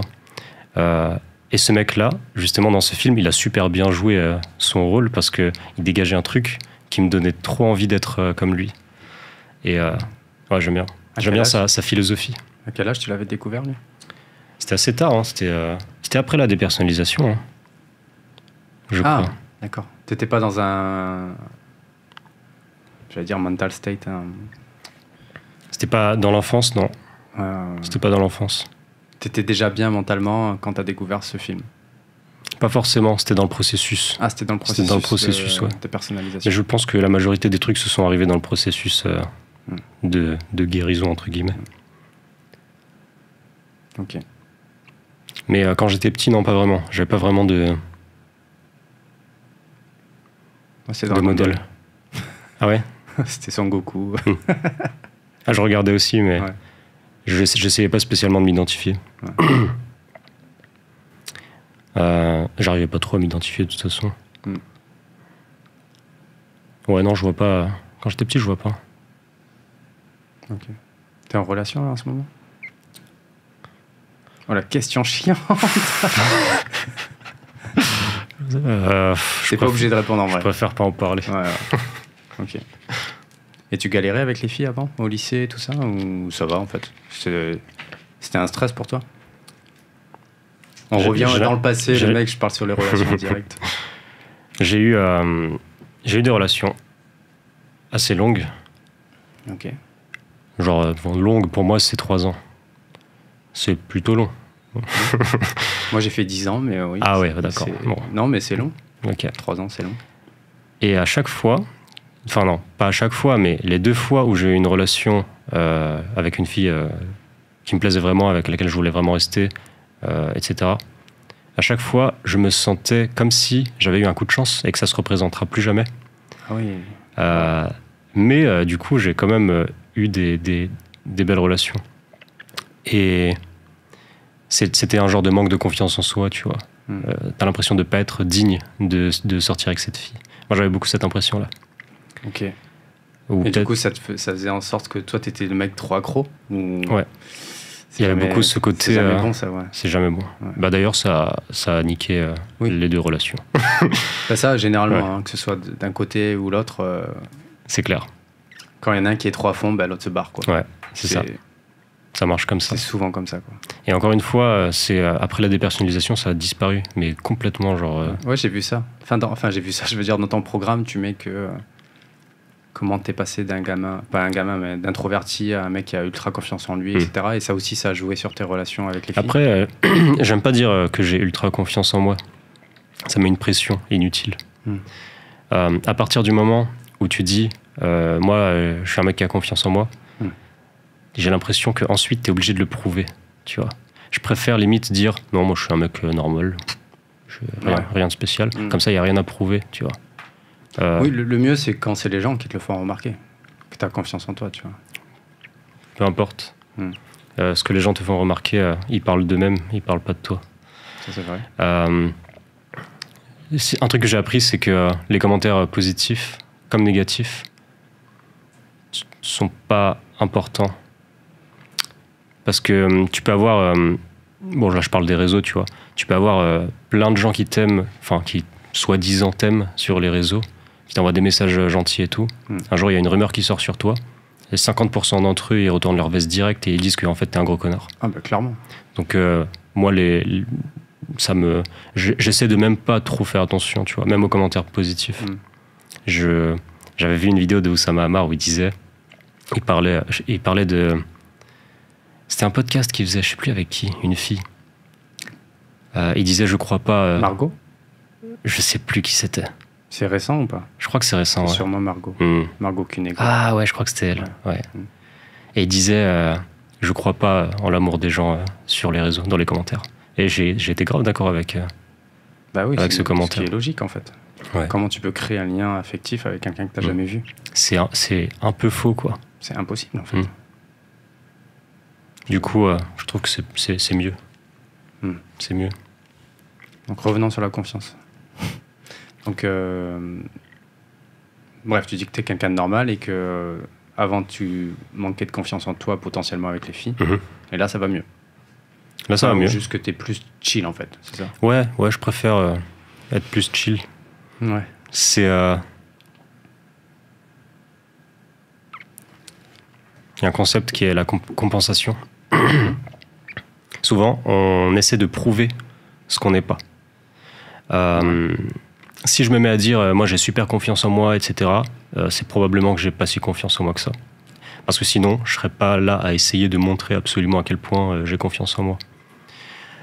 Si tu veux, ça marche toujours comme ça. Plus tu essayes absolument d'obtenir quelque chose, moins tu l'obtiens. Plus tu essayes absolument de montrer quelque chose, ça veut dire moins tu l'es. Ouais. Peu importe, ouais. Généralement, pour n'importe quelle qualité, hein, même quelqu'un qui va par exemple dire qu'il est hyper altruiste, hyper vertueux et lui il donne toujours tout à tout le monde, bah, en fait c'est juste pour cacher la part de lui que lui-même n'a probablement pas envie de voir et qu'il n'a pas envie que les autres gens voient, qui est qu'il a un fond égoïste, mais il n'a pas le droit de le montrer. Ouais. Soit parce qu'il a été éduqué à ne jamais le montrer, soit parce qu'on lui a appris que c'était mal, soit pour plein d'autres raisons. Mais en tout cas, plus tu essaies de prouver quelque chose à propos de toi, et plus c'est faux, quoi. Ouais. Je comprends. Je comprends, et en même temps, je peux me perdre aussi.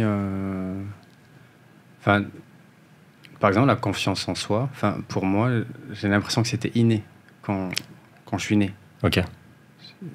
J'avais pas besoin de me Ça, prouver. C'est cool. Mais j'avais pas besoin de prouver. Je savais, en fait. Et c'est tout. Et maintenant, je l'ai perdu. J'ai un peu moins confiance qu'avant. Comment tu définis la confiance en soi ? Qu'est-ce que tu as perdu ? Le fait de...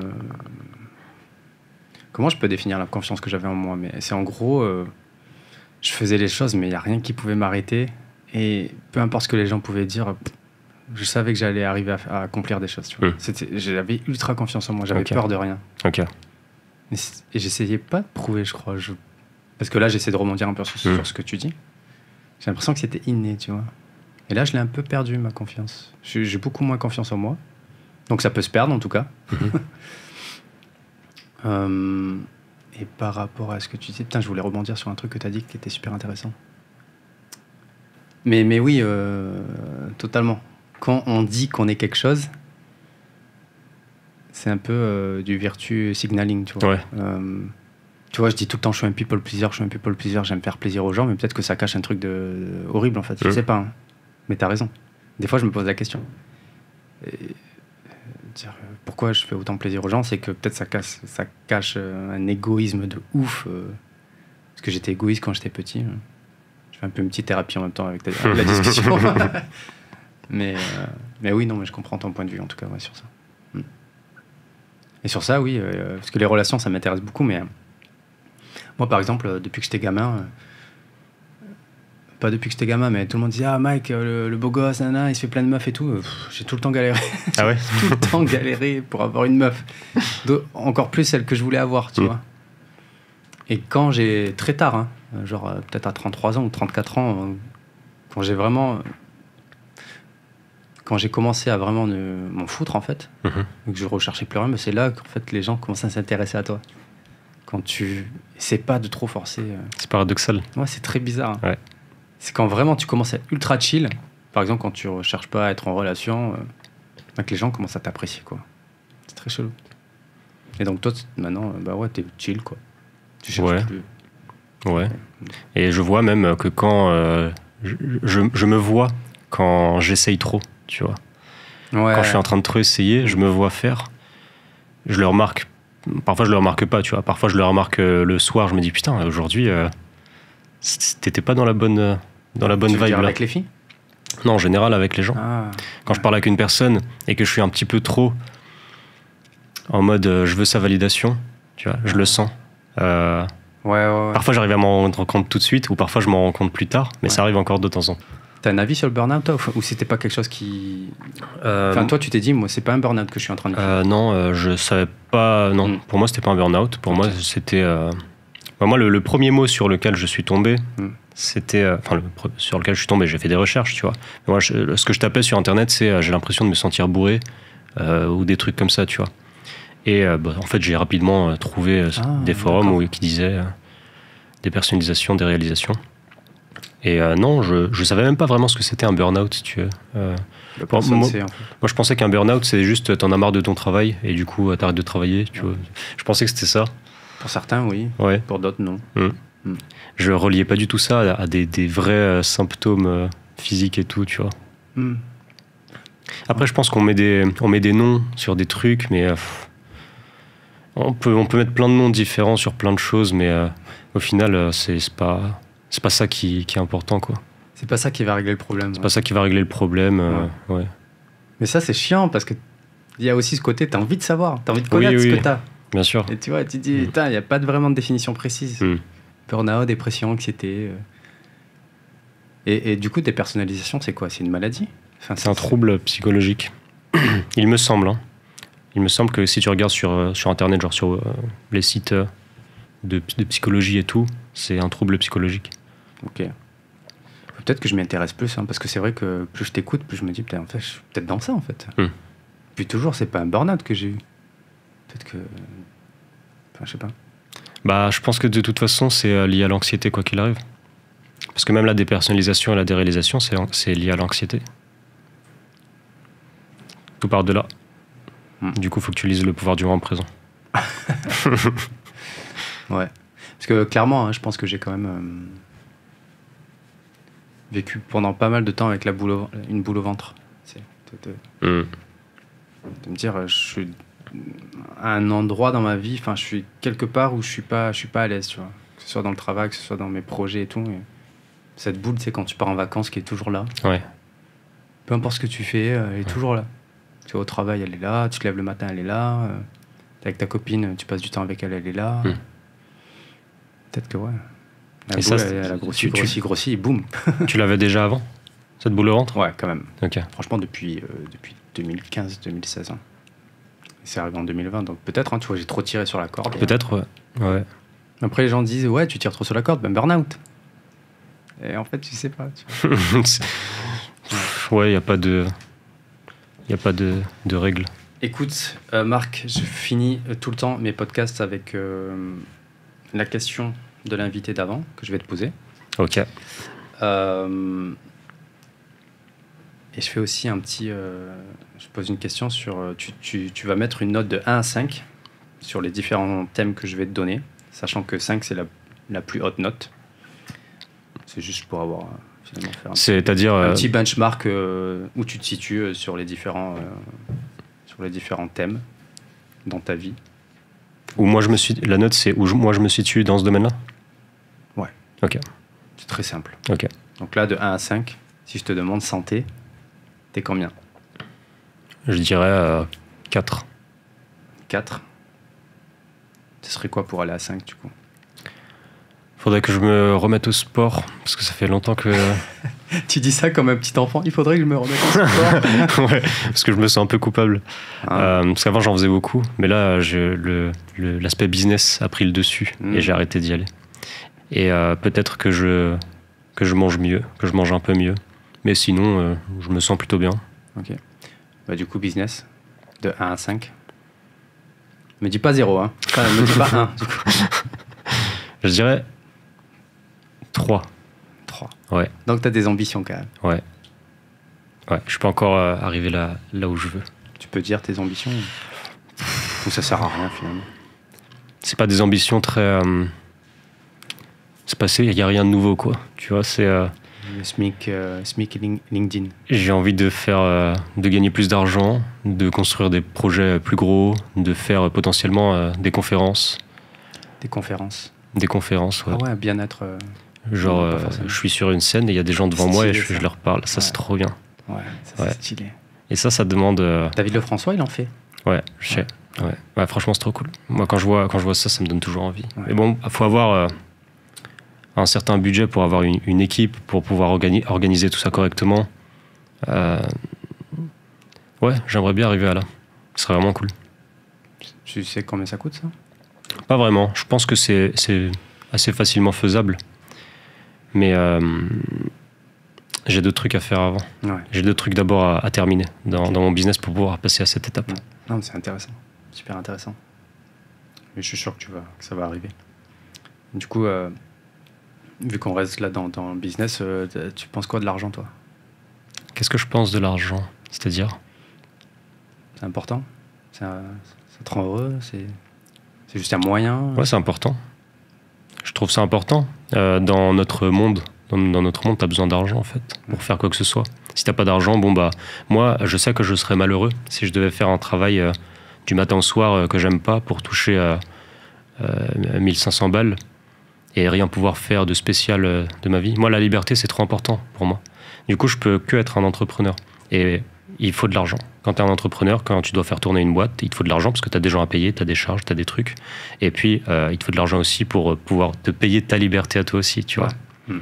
Et faire ce que tu aimes, tout simplement. Donc oui, c'est important pour moi. C'est pas que ça. Encore une fois, ça rejoint tout ce qu'on a dit, dans ce podcast, c'est-à-dire qu'il n'y a pas que ça, tu vois. Il n'y a pas que l'argent. Que l'argent, ça rend pas heureux. Mais que la spiritualité... tu tombes dans un truc où je médite, mais j'habite sous un pont, tu vois, ça marche pas. Ouais. Il faut un mélange des deux. Parce que moi, du coup, je suis tombé dans mes premiers vertiges, c'est quand je gagnais de l'argent, tu vois. Donc c'est pour ça que je me suis dit, oh, l'argent, ça sert à rien, je suis en mauvaise santé. T'as fait le lien avec l'argent? Ouais. Je me suis dit, j'ai de l'argent, mais je suis en mauvaise santé, donc en fait, on s'en fout de l'argent, ça pue. Tu vois. C'est une fausse croyance que je me suis créée. Mais c'est vrai que c'est super important. Amour. On peut changer de question. On peut changer. J'en ai encore 2 et après c'est bon. Bon, amitié alors. Amitié? 4,5. Oh, ouais. Waouh. J'ai des bons amis. Ça c'est bien. Mais 0,5 en moins parce qu'ils sont dispersés dans différents pays. Et du coup, je les vois pas aussi souvent que je le voudrais. Du coup, tu peux voyager et aller les voir, quoi. Je peux faire ça. Je peux faire ça. Mais du coup, c'est cool parce que du coup, ça me permet d'aller découvrir des endroits, quoi. Ouais. C'est l'opportunité d'aller découvrir des endroits. C'est cool. Ouais. Je pose toujours les mêmes questions. Tu gardes tes amis, toi? Est-ce que je garde mes amis? Tu sais, est-ce que tu... c'est parce qu'on dit toujours que tu es la moyenne des 5 personnes autour de toi. Ouais. Tu sais, après, avec la vie, la vision de la vie évolue, les ambitions évoluent. Et des fois, tes amis peuvent potentiellement te ralentir ou pas. Comment tu gères ça, toi? J'ai eu un changement j'ai eu un changement d'amis à une période. Ok. Tous les anciens amis ont disparu. Est-ce que tous? Il en reste peut-être un. Et j'ai eu que des nouveaux amis qui sont arrivés durant ma quête de développement personnel, on pourrait dire. Okay. C'est là que j'ai rencontré la majorité des gens avec qui je suis ami aujourd'hui. C'est cool ça. Ok. Et j'ai famille aussi. Famille. Tes relations? Mes relations avec ma famille? Franchement, 4,5 pareil, je dirais. Top. Ouais. Trop bien. Écoute, je te lis la question de l'invité d'avant. Allez. Je la découvre avec toi. Ah, tu connais pas la question, toi non plus? Et tu vas devoir écrire une question pour l'invité suivant. J'espère que ça va résonner avec toi. Alors, je vais bien la lire. Qu'est-ce qui serait différent dans ta vie si tu n'avais pas peur? Putain, cette question, elle est super profonde. Qu'est-ce qui changerait dans ma vie si j'avais pas peur? Ouais. Qu'est-ce qui serait différent dans ta vie si tu n'avais pas peur? C'est une bonne question. Très bonne question. J'ai l'impression d'avoir fait la majorité des trucs qui me faisaient peur. Peut-être complètement changer de pays. Non, mais ça, de toute façon, je compte le faire. Donc, j'ai pas peur. Okay. En fait, ça veut dire que tu n'as plus de peur particulière. Pas de peur qui changerait quelque chose. Pas de peur qui me bloque à faire quelque chose, en tout cas.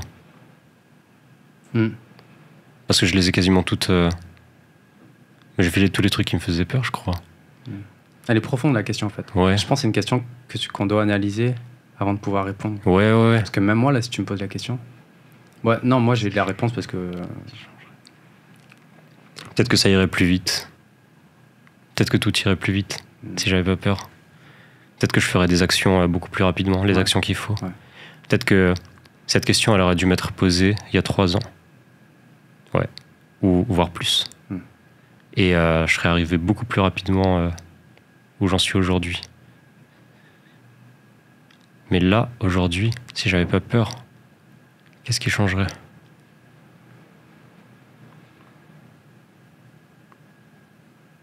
En vrai, s'il n'y a pas de réponse, je sais pas. Ça partira pour le prochain invité.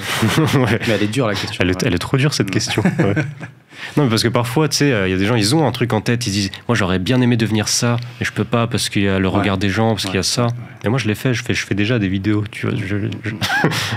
Je fais déjà à peu près les trucs qui me faisaient peur. C'est vrai que ça peut être une question plus pour, tu sais, les entrepreneurs, c'est vrai que finalement, ils font les choses. Bah ouais. Donc, ouais. Après, ouais, non, je sais pas. C'est plus pour ceux qui ont des croyances limitantes. Ouais, mais j'en ai aussi, hein, des croyances limitantes. Mais du coup, ça veut dire que je les ai pas encore découvertes. Tu as des croyances limitantes, mais tu sais pas c'est quoi. Parce qu'on aurait pu tourner la question, qu'est-ce que tu ferais de différent dans ta vie si tu n'avais pas de croyances limitantes, tu vois. Ouais. Mais bon, si tu sais pas quelles sont tes croyances. Généralement, quand j'en trouve une, j'essaie rapidement de la désactiver, tu vois. Et on en a tous, je pense qu'on en a tous, mais on n'en est pas forcément conscient. On les découvre au fur et à mesure.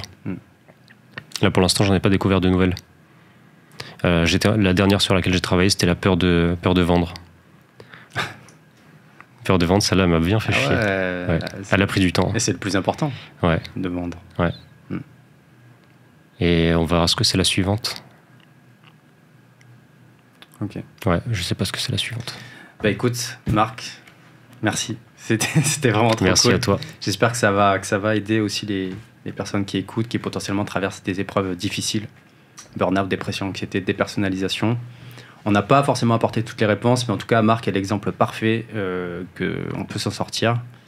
Il l'a fait en 1 an et demi. Je vais aller écouter ses vidéos juste après pour essayer de trouver des réponses. Mais en tout cas, voilà, gardez espoir. La santé mentale, c'est ultra important. C'est pas une fin en soi. On peut s'en sortir. Et je vous dis à bientôt. Merci à toi et salut à tous. Ciao.